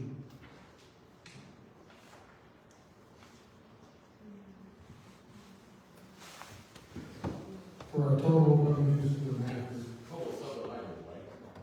It's a total of 1, 2, 3, 4, 5, 6, 7, 8 items. So you're now including the 45, 180? I'm sorry, it's a total of 1, 2, 3, 4, 5, 6, 7 items because I put the 2 interior stairwells with the roof access and balcony, I combined those. So it is a total of 1, 2, 3, 4, 5, 6, 7 separate expenditure lines. For a total of, hold on a minute, 339,900. 339,900. I subtracted out the 47,000 for the second floor concrete. That's already been paid. Chief, I have a question. Yes. Trustee Rowe, you finished? So I'm looking at the spreadsheet that former Treasurer Hart sent. And I see that the board approved, I see your budget. Okay, so initially you said your budget was 1.480,500. And then I see that the board amended and approved something else. And then I see that the total approved expenses are $1,883,950.28. But then here, I see the final budget is $2,270,853.28. So are you saying that it's gonna cost $2.2 million? No, that 2.2 is the 1.8, the 1.883 plus my request for tonight. That does not need to be added on there. I'm saying the total project is projected at 1,883,953. But why does it say here, did she just sent this? Because in further evaluation of that was an additional fee, and if you need her to if you'd like Trustee Treasurer Hart to clarify that. She's not the treasurer anymore. Well, former treasurer, she would come on and explain it if you want. Yeah, because I understand what you're saying, but I'm understanding what I'm seeing. Right. And I was always taught that numbers don't lie. So, I'm just trying, I don't know that I was on the board when it first happened. I think I was sitting out there when it first happened with the approval. So I'm just trying to understand still how we got to 2.2 million. Because it was the 1,883. I see that. That was my mistake, because if you take the 1,883, add on that 3,869, that gets you to the. It does, but if you're saying that if it's a mistake, what's the correction? The correction is the 1.883. 953.28. Can I maybe help clarify this? Because he's saying that. So think of it this way. As long as you guys do not approve a budget increase of $386,900, then it remains at the $1,883,953. As long as you do not approve an increase in the budget. If you did increase the budget tonight, It would be 2.2. then it would be 2.2, but that's not what you're being asked right now. He's asking just to clarify the expenses that he's paying out that are coming up soon, that are not increasing anything. So it sounds like it's, because, and I think Treasurer Hart is online, former Treasurer Hart is online, it would help to have her hop on, if you can unmute her, Carol, once we're done, but Chief, if I'm digesting this correctly, what it appears this motion probably ought to be, as I had mentioned to the board before, that the board, that all TIF transfers come to the board. It seems like that's what this is that instead of you requesting, but it's reading as if you're requesting this amount, or what you're requesting is a transfer to fund this amount from one TIF to the next. Am I correct? Well, that's kind of out of my realm, that should be the finance side, but my request is for the approval of the expenditures from the TIF, whichever TIF it may be, in order to keep the project moving. Those 6 fiscal years. Correct. So that's what the motion really needs to be, is approval to port these TIFs. Not that you're asking for an increase in the budget, but to port this money. And so what TIF are you suggesting that this comes from? Because Either Holbrook or industrial. so why not south, since that's not inspired? Well, in the south, you're gonna experience expenditures in the south as we do that sewer and that south end of the plaza.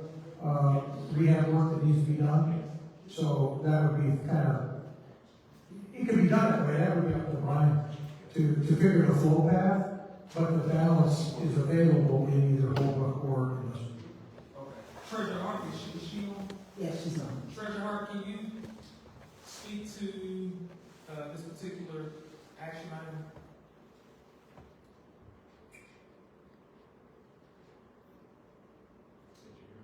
Did she unmute herself?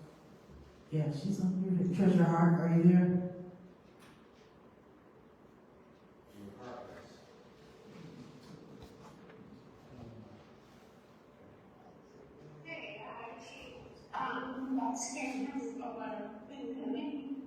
We can hear you.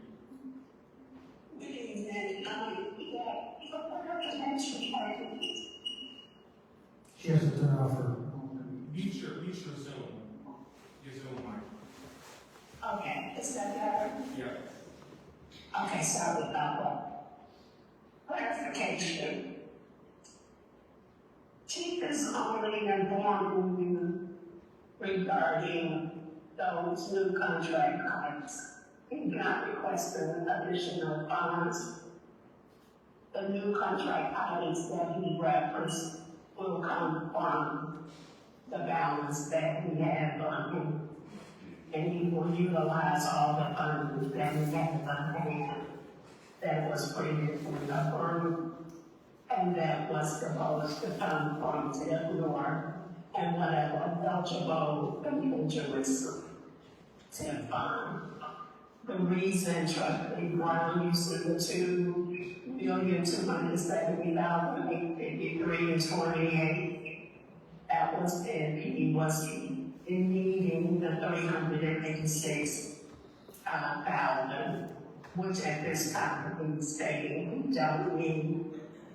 So he would be within the budget amount of the $1,809,728.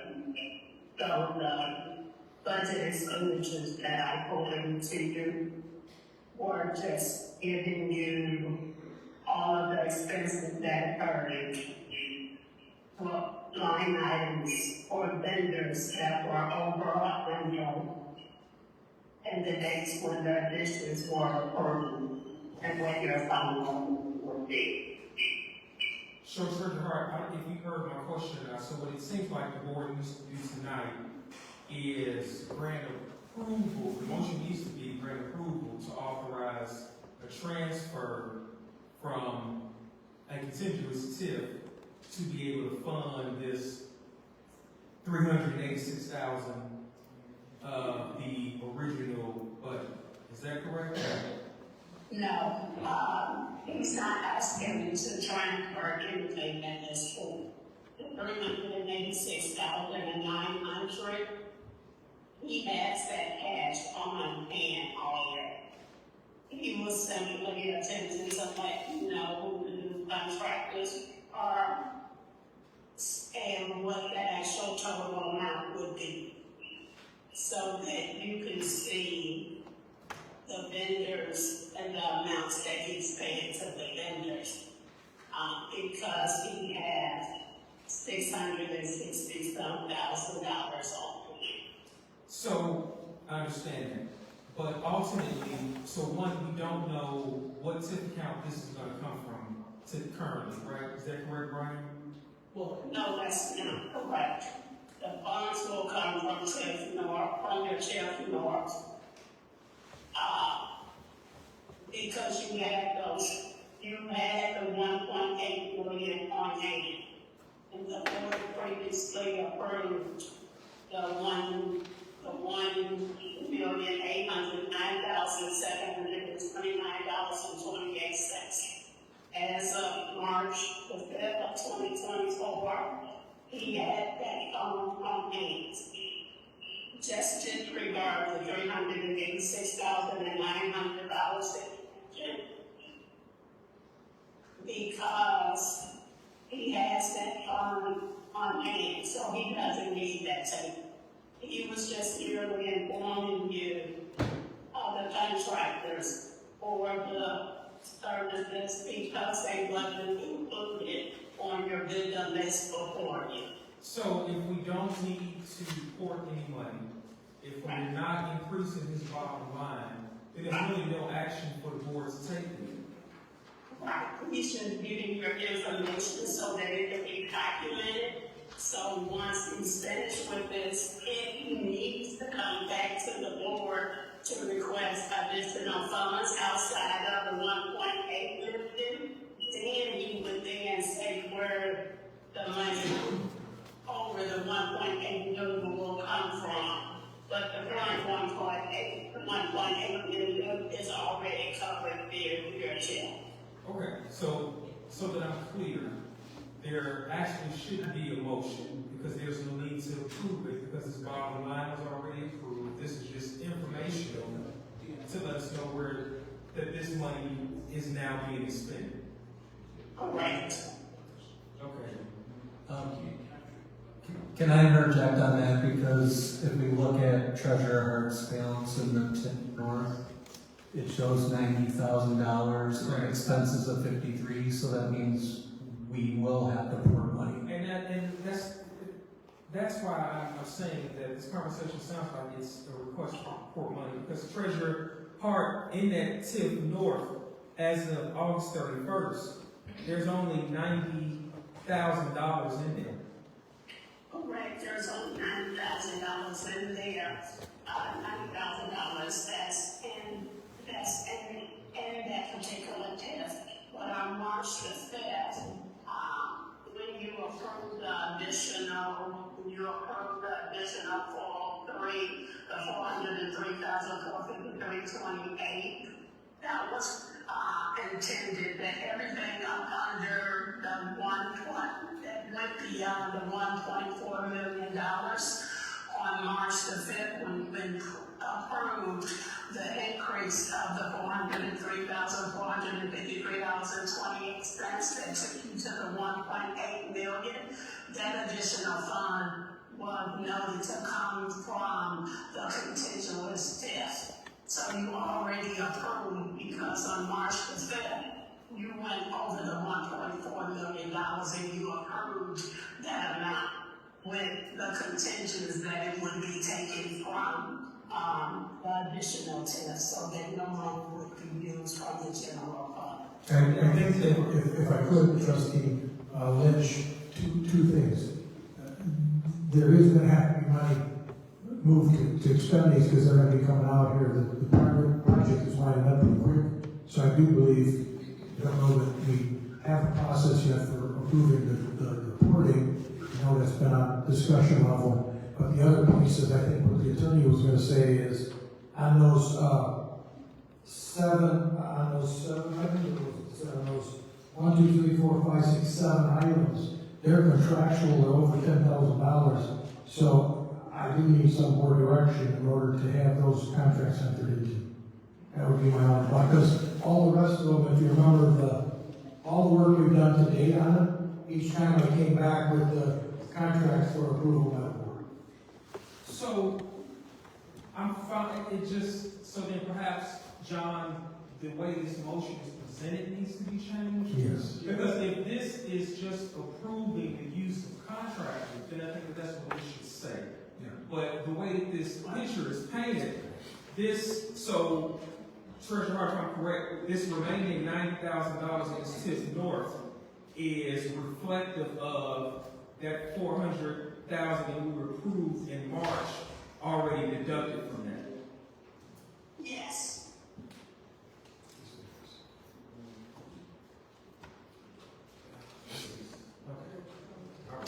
I guess the easiest way for me to think of it is for your record so that it's recorded.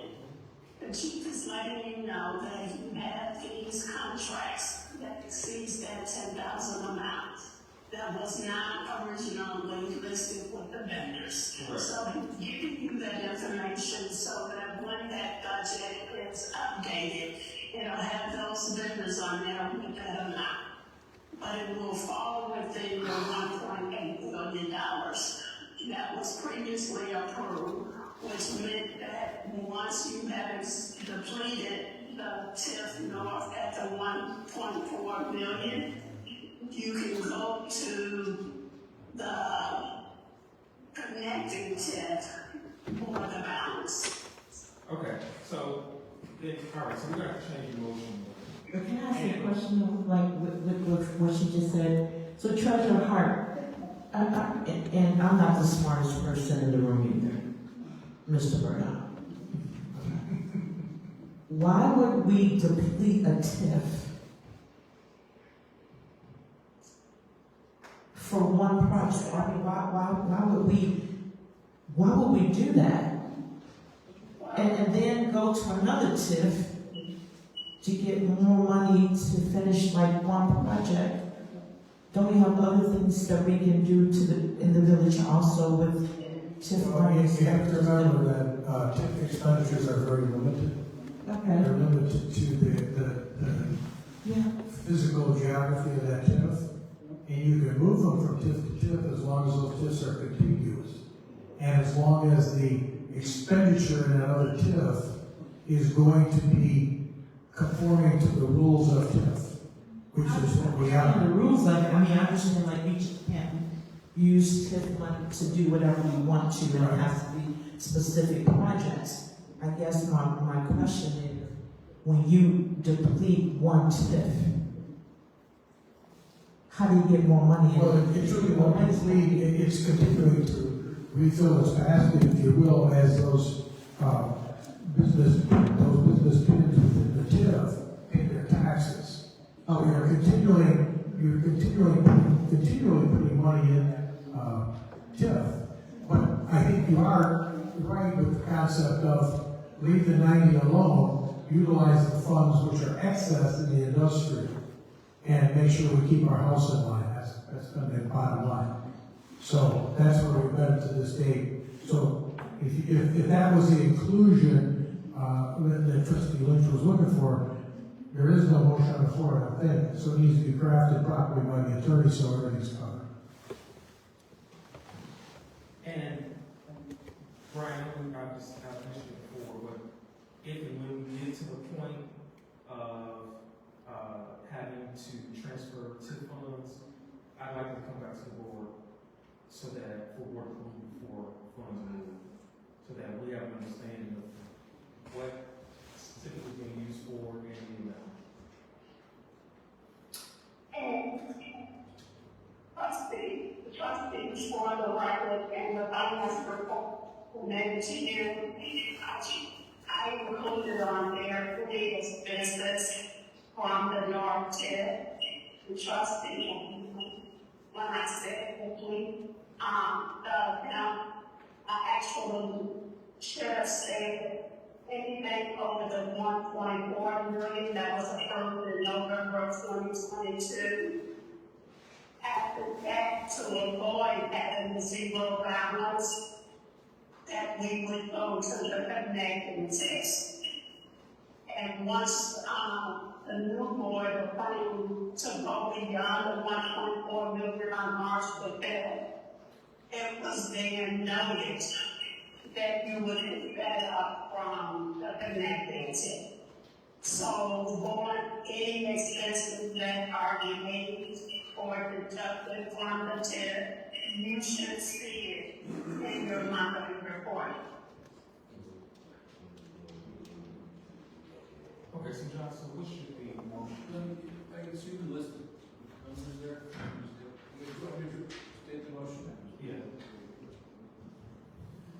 My proposed motion would be, it's a motion to approve the following contracts for the Fire Station 2 rehabilitation project using TIF funds as follows.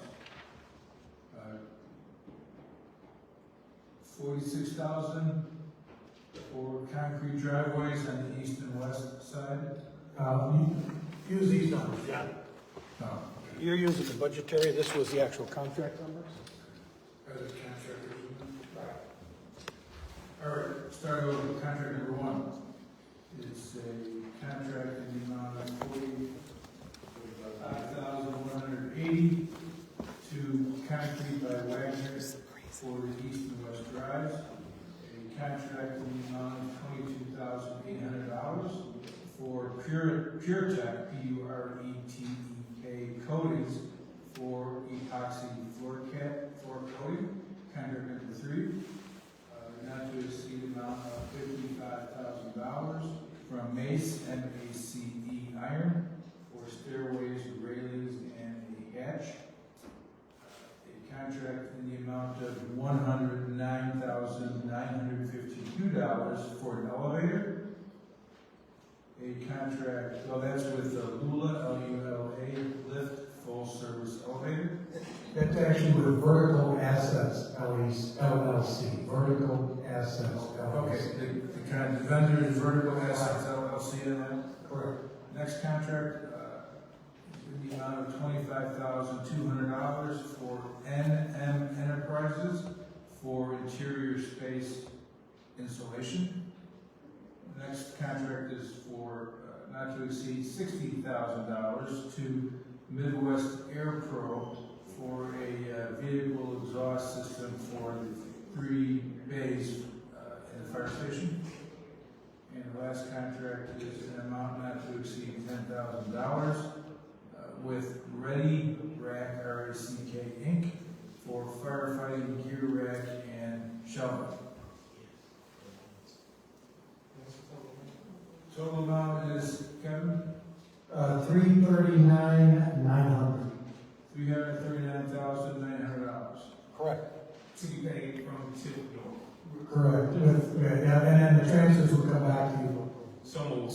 So, Trustee Lynch, can we also at this point, so we can be fluid as the expenses do come, can we just go ahead and say a portable amount of $339,800 would not exceed a portable amount of $339,800 coming out of industrial to pay any of these expenses?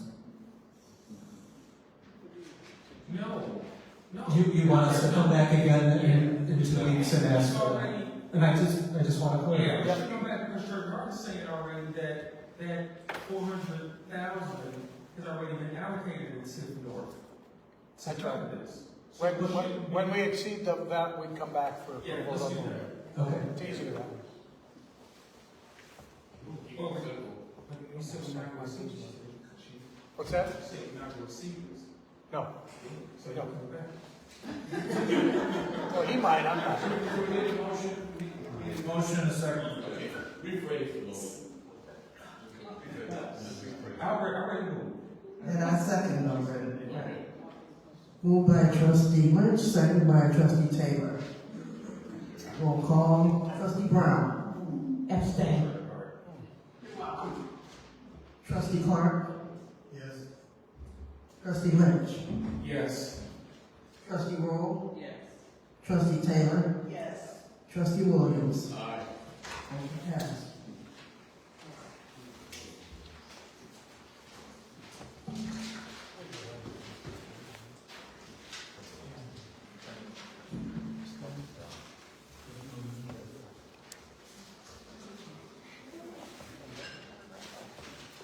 old business, discussion on three reports. What are we at now? Old business.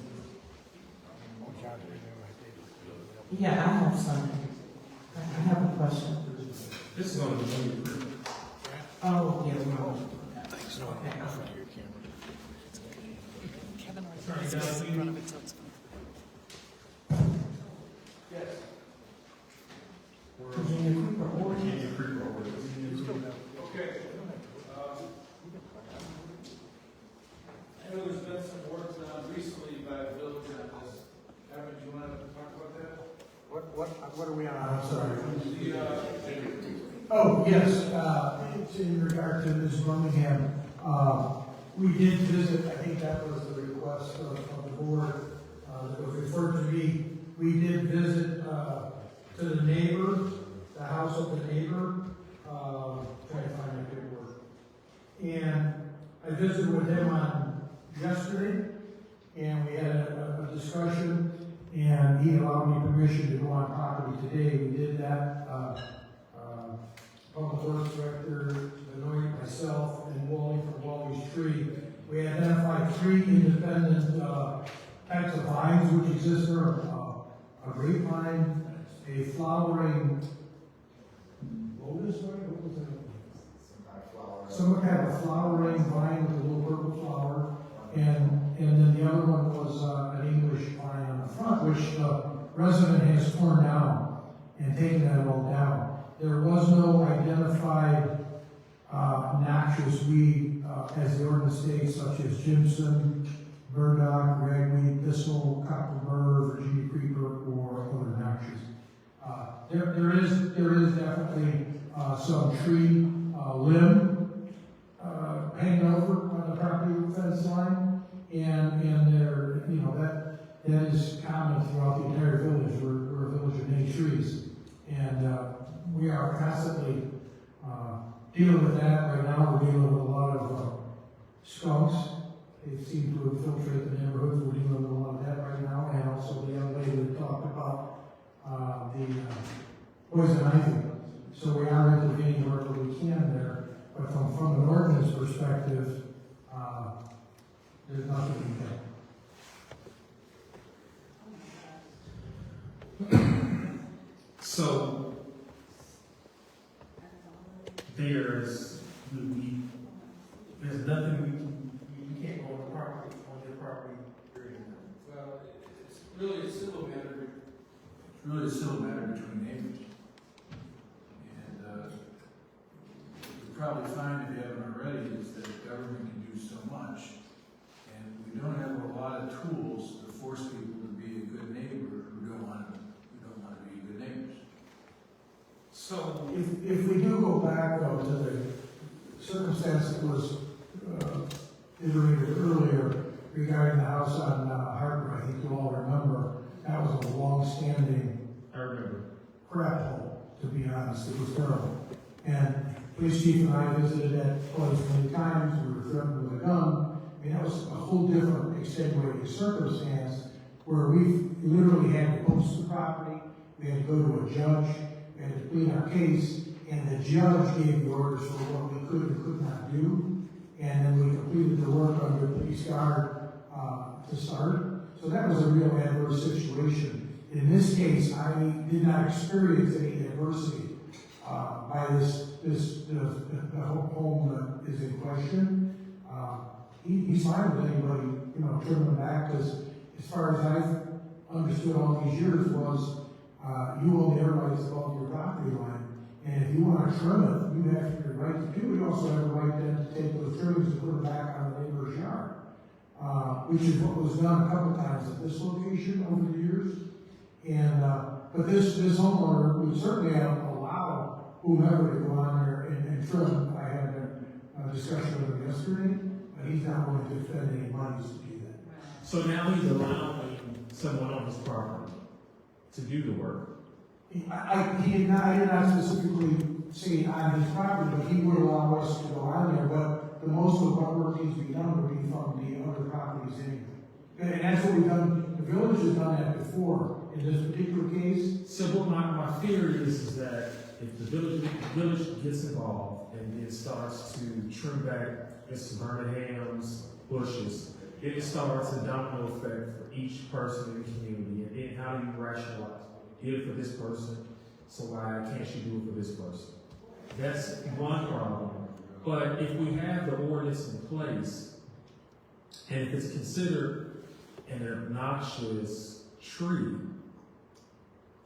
can we change, why don't we just change the height or the width in that ordinance to the extent where the owner has to maintain it within that parameter to avoid it getting to the point of going over to Mr. Birmingham's property?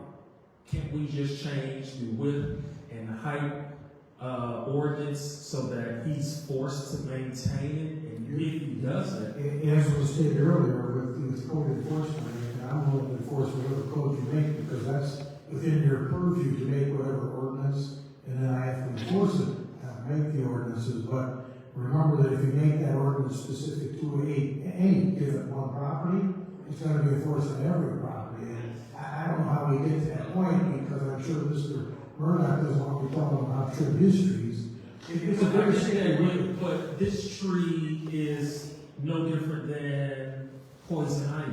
No, this tree is a berry tree.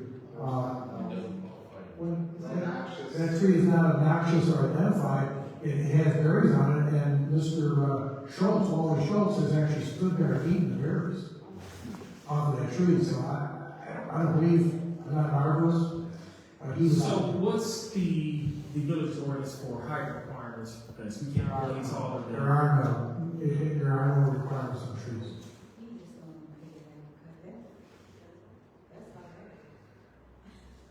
So if the berry toxic, then what is this verbiage here that says these berries are toxic? Are these the berries that are on his property? I don't know where that's coming from, I'm sorry. It's here in the board packet. In the ordinance? Captain, she's looking at the old ordinance we had, which had Virginia creeper in it, that does have berries which are toxic, and there are certain people, as I understand, can be more susceptible to that than others, so it can be a problem for some people, but you're telling me Wally Schultz said that that's not that? Yeah, that's correct. There's no Virginia creeper identified there. No. So then how do we write the ordinance for Virginia creeper if it's not a Virginia creeper? Well, that was you guys did that back in 2019, the 15th day of October 2019, where there always was, was this a new ordinance, John? I believe it was. But it was identified as a Virginia creeper based on the assessment of, I don't know, Chief and Joe Parker, or we had someone come out. That's how we named the ordinance this Virginia creeper. I mean, because as of this morning, there was no identified noxious weed or tree in that area. So I'm missing what you're saying. So how did the Virginia creeper ordinance come into existence in 2019 if it had never been identified as? Well, it's my understanding that there was Virginia creeper there at that time. Maybe, I know they allowed us on the property to do some work, right? I believe that at least in 2019, yeah, we hired Wally to go on the property. So this tree doesn't exist anymore. I'm not aware of. It wasn't out there today at 10:30 when we It's not a tree, it's a vine. The vine. It's a vine, yeah. The Virginia creeper is a vine. Vine, correct. But that's not the problem. Correct. So what is this tree that's the problem? Do we know It's just overgrowth of the neighbor's tree. It's a pretty good sized tree. It's got to be. It's multiple trees, it's small, it's multiple smaller trees. I mean, but she said that she had kind of, adverse reaction from her skin and all of that, went to the doctor. So what part of that on his property does she experience? I believe what you're referring to there is what happened previously in 2019 when we passed this ordinance. So that wasn't Virginia creeper that caused it? Yeah, I assume it's by one.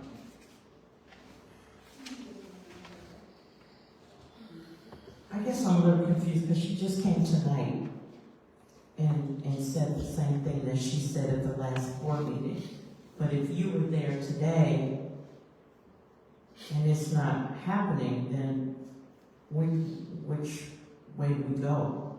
Like, who's right? Who's right? So the only thing realistically to do is to, we would have to enact some type of height and width requirement for overgrowth.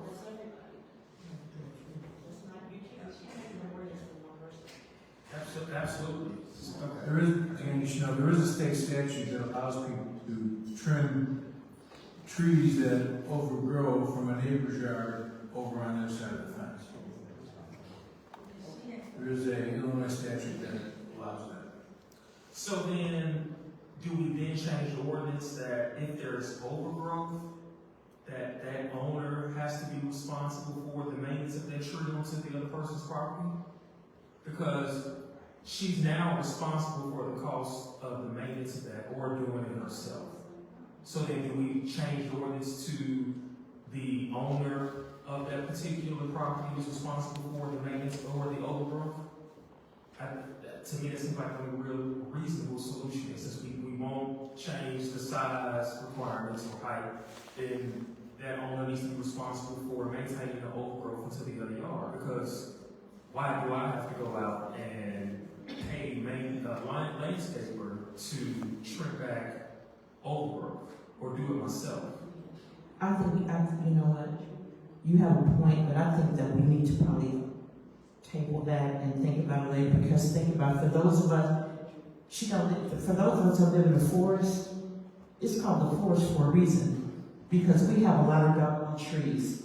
And I'm telling you, you will, and I'm not saying that the ordinance is wrong, right, or indifferent, but I'm saying that if we put in place an ordinance with that in the forest, I would be paying right now thousands and thousands of dollars, or somebody else would too. Like, let me finish. There's a tree right now on my neighbor, love my neighbor, but it is hanging.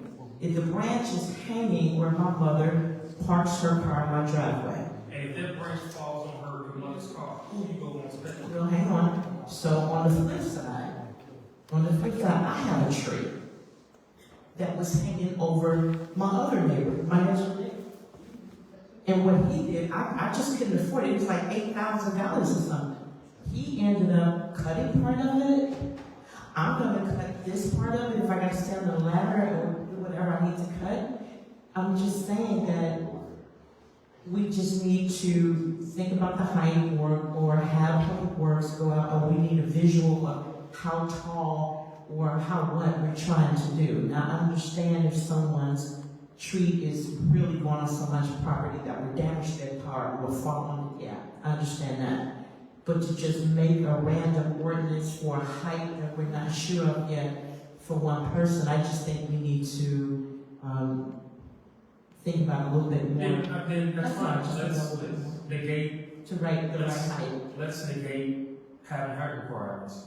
And if the only reasonable thing we can do is we enforce that the property owner is responsible for the maintenance and or costs associated with old growth into another person's property. Okay. We don't want to do height requirements, then we make that homeowner responsible for the maintenance of trimming that tree back and or the costs associated with the neighbor having to get it maintained. Just one last final caution, and whatever you do, it's your decision. I can tell you that I moderate neighborhood disputes on this issue probably 6 times a month during the summer. They're almost as bad as property lot line disputes. So this is not a simple solution, and you're going to place a burden on the homeowner, outrageous, because it can get expensive to control the tree growth. And think about what you're creating, because you're going to have a bunch of cubes everywhere you go. I mean, I'm just throwing out the reality. So it'll either create a burden on the owner of the house or the neighbor. And if that neighbor has a vinyl fence or chain link, let's say I have an aunt over in the forest, and her neighbor has a bush that has just grown so, I mean, it's dented her iron fence. So now she's having to, because there's windows there, she's having to go out there and trim herself. She's constantly trying to get in touch with the owner, but it's now become her responsibility when it really should be the owner. So I think that, I mean, if we go try to find some type of recourse, we make the owners, and it may be what they would do to Trustee Camille's point is make the neighbors work together and say, hey, look, I can't afford this. I need your help trimming this back, or it's going to cost me. And maybe the neighbors will come together and figure something out. But that's really, I think we need to enforce it that owner of the property is either responsible for the maintenance of that overgrowth or paying for the cost of the removal of that overgrowth. One of the two. Attorney Dunn, would you repeat again what you said the state says as far as the Yes, there's a state statute, there's a state statute that covers this, and the state statute does allow a person to trim branches and everything else hanging over on their property. The one difficulty with that is that if you have a situation where trimming was hanging over on your property line, kills the other neighbor's tree, you're responsible for killing their tree. And you owe them money. So it's not a great remedy, really. I mean, maybe in this situation where you used to have stuff hanging through a fence or something like that, but a neighbor, if you had a property and you had a big tree hanging over and big, large branches, you probably wouldn't want to do too much to it for fear you'd kill the tree, then you'd owe them for their tree that you killed. But then that's why the responsibility should be on the owner to maintain that overgrowth, because they allowed it to get that far.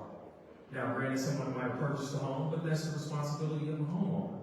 And I should be responsible for having to go out there and neutralize your overgrowth or clean it up or spend my money. No, you do it. So to me, that's the only reasonable recourse. Chief, what we can find. if I could, Chief Welch, you went and you spoke to the homeowner. What did the homeowner say? And that's the thing, we never hear from the homeowner. We always hear from Ms. Birmingham. Well, you went to the property and you spoke to the owner, you walked the property survey. What does the owner say? No, I did say that when I spoke to him, he was in the process of removing the English vine on the face of the brick. It's just a regular vine on the home. And I asked him if we had permission to go and look today, because I saw him yesterday, and he was fine with that. And he just said that, if you guys got to do something, you have to buy permission, but I'm not going to pay for anything. So, But does the owner... because it wasn't inside impacting him. Right, but does he acknowledge that there's a dispute between him and the neighbor? I heard that they both had attorneys at one time. Like, what does... I would love for that owner to come to this meeting if we're going to discuss this fairness. Well, unfortunately, even tonight it was referred to that she's retained an attorney, so those options are probably long gone. He's not going to come. He's doing what he does. He's not. I don't have any violation notices against him. So, John, can we, for the next meeting, have some options for ordinance to enforce that homeowner is responsible for the maintenance or the trimming of the excess tree, and without having that there would be fines enforced? As long as that's the will of the board, at least that's my suggestion. put something together. Because I mean, I don't know what else to do.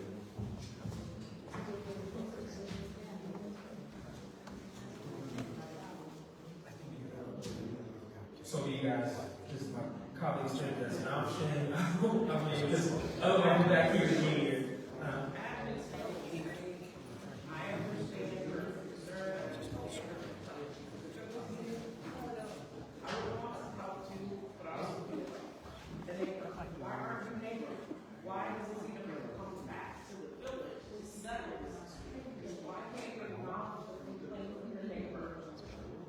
because he knows that there's no recourse at this point.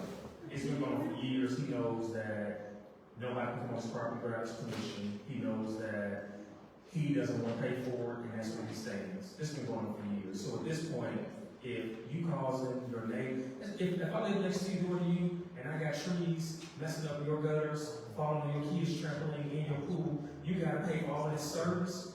That's not fair to you. I should have to foot that bill or trim the tree back. And if I can't do it, then I need to be fined. Bottom line. Because it's gonna tear up the tree, it's tearing up the grass, the kids can't play, it's messing up your gutters. You should be responsible for that cleanup. And after you've asked me over and over, and I tell you I don't wanna pay for it, okay, that means you gotta pay for it. That's not fair. That's not what I'm getting. I'm getting, it's like, oh, he's saying that he didn't find a Virginia creeper, that there is no tree causing this. So like when you listen to the facts that what the chief is telling you from going onto the ground, because none of us live there, the owners never came, we just hear from this room. I'm just hearing that there's either loopholes there or this poisonous ivy doesn't exist. At the end of the day, I think that if they have attorneys, if I'm gonna hire an attorney to deal with this, and my attorney cannot get to the root of a tree, no pun intended with the root of the tree, I fire the attorney. Because you got attorney, you got legal things involved, and we're talking about somebody else's overgrowth, and they've hired attorneys. We should be out of it if attorneys are involved. What in the world are we supposed to do if you hire 2 attorneys to duke it out? And this is, like you all say, this has happened so many years ago. I'm trying to figure out, like, why didn't the board back then do something? Or why did somebody else 10 years ago do something? Well, it was, because at the time, the issue was the Virginia creeper. Well, I don't care if it's like a Bronx, a New York creeper. At this point, we're creeping here, and it's late, and I think remember that the village has intervened, at least in my tenure, 3 times. Okay. And has expended monies to resolve this issue, but the tree continues to grow. But every time she comes up here, no one says that. She comes up very upset, she sits back down disgruntled, and no one on our side, to Mr. Murdoch's point, says anything. So now that she's gone, now we're finding out that we've done it 3 times, we've gone out there, we've tried our best, the tree keeps growing. You went out there today, you didn't see any of this poisonous stuff, and I just wish you had said that, no disrespect, I just wish you had said that while she was here, that everybody else can hear, because it sounds like we don't care, we didn't do anything, it's been this way the whole time, when actually we have done something. You even went out there today. That would have been pertinent if you had said something then. Motion to table. Motion to table, because we're still very close. Second. Yeah.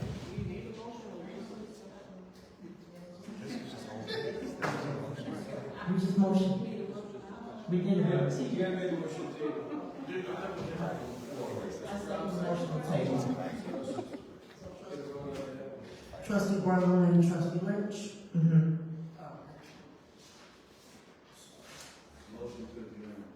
Motion to table. All right, Trustee Brown. Yes. Trustee Clark. Yes. Trustee Lynch. Yes. Trustee Roll. Yes. Trustee Taylor. Yes. Trustee Williams. Yes.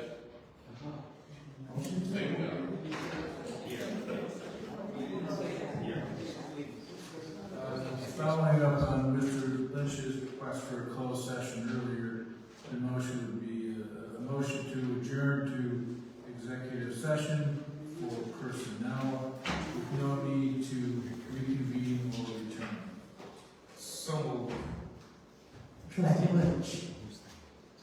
I have something to say before we make that motion. Before we vote on that and close it out. I really do. I like to thank Public Works for everything they did for us. Okay. On August 24th. Okay. I read this was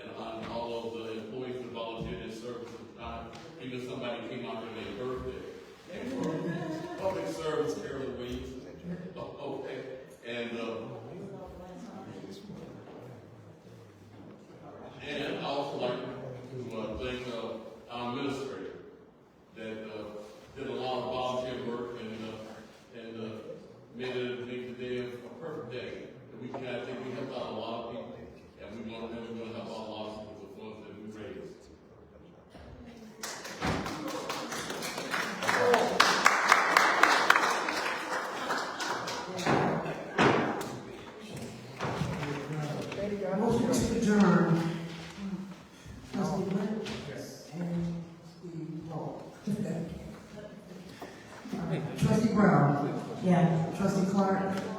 Trustee Lynch? Yes. Trustee Roll? Trustee Taylor? Trustee Williams?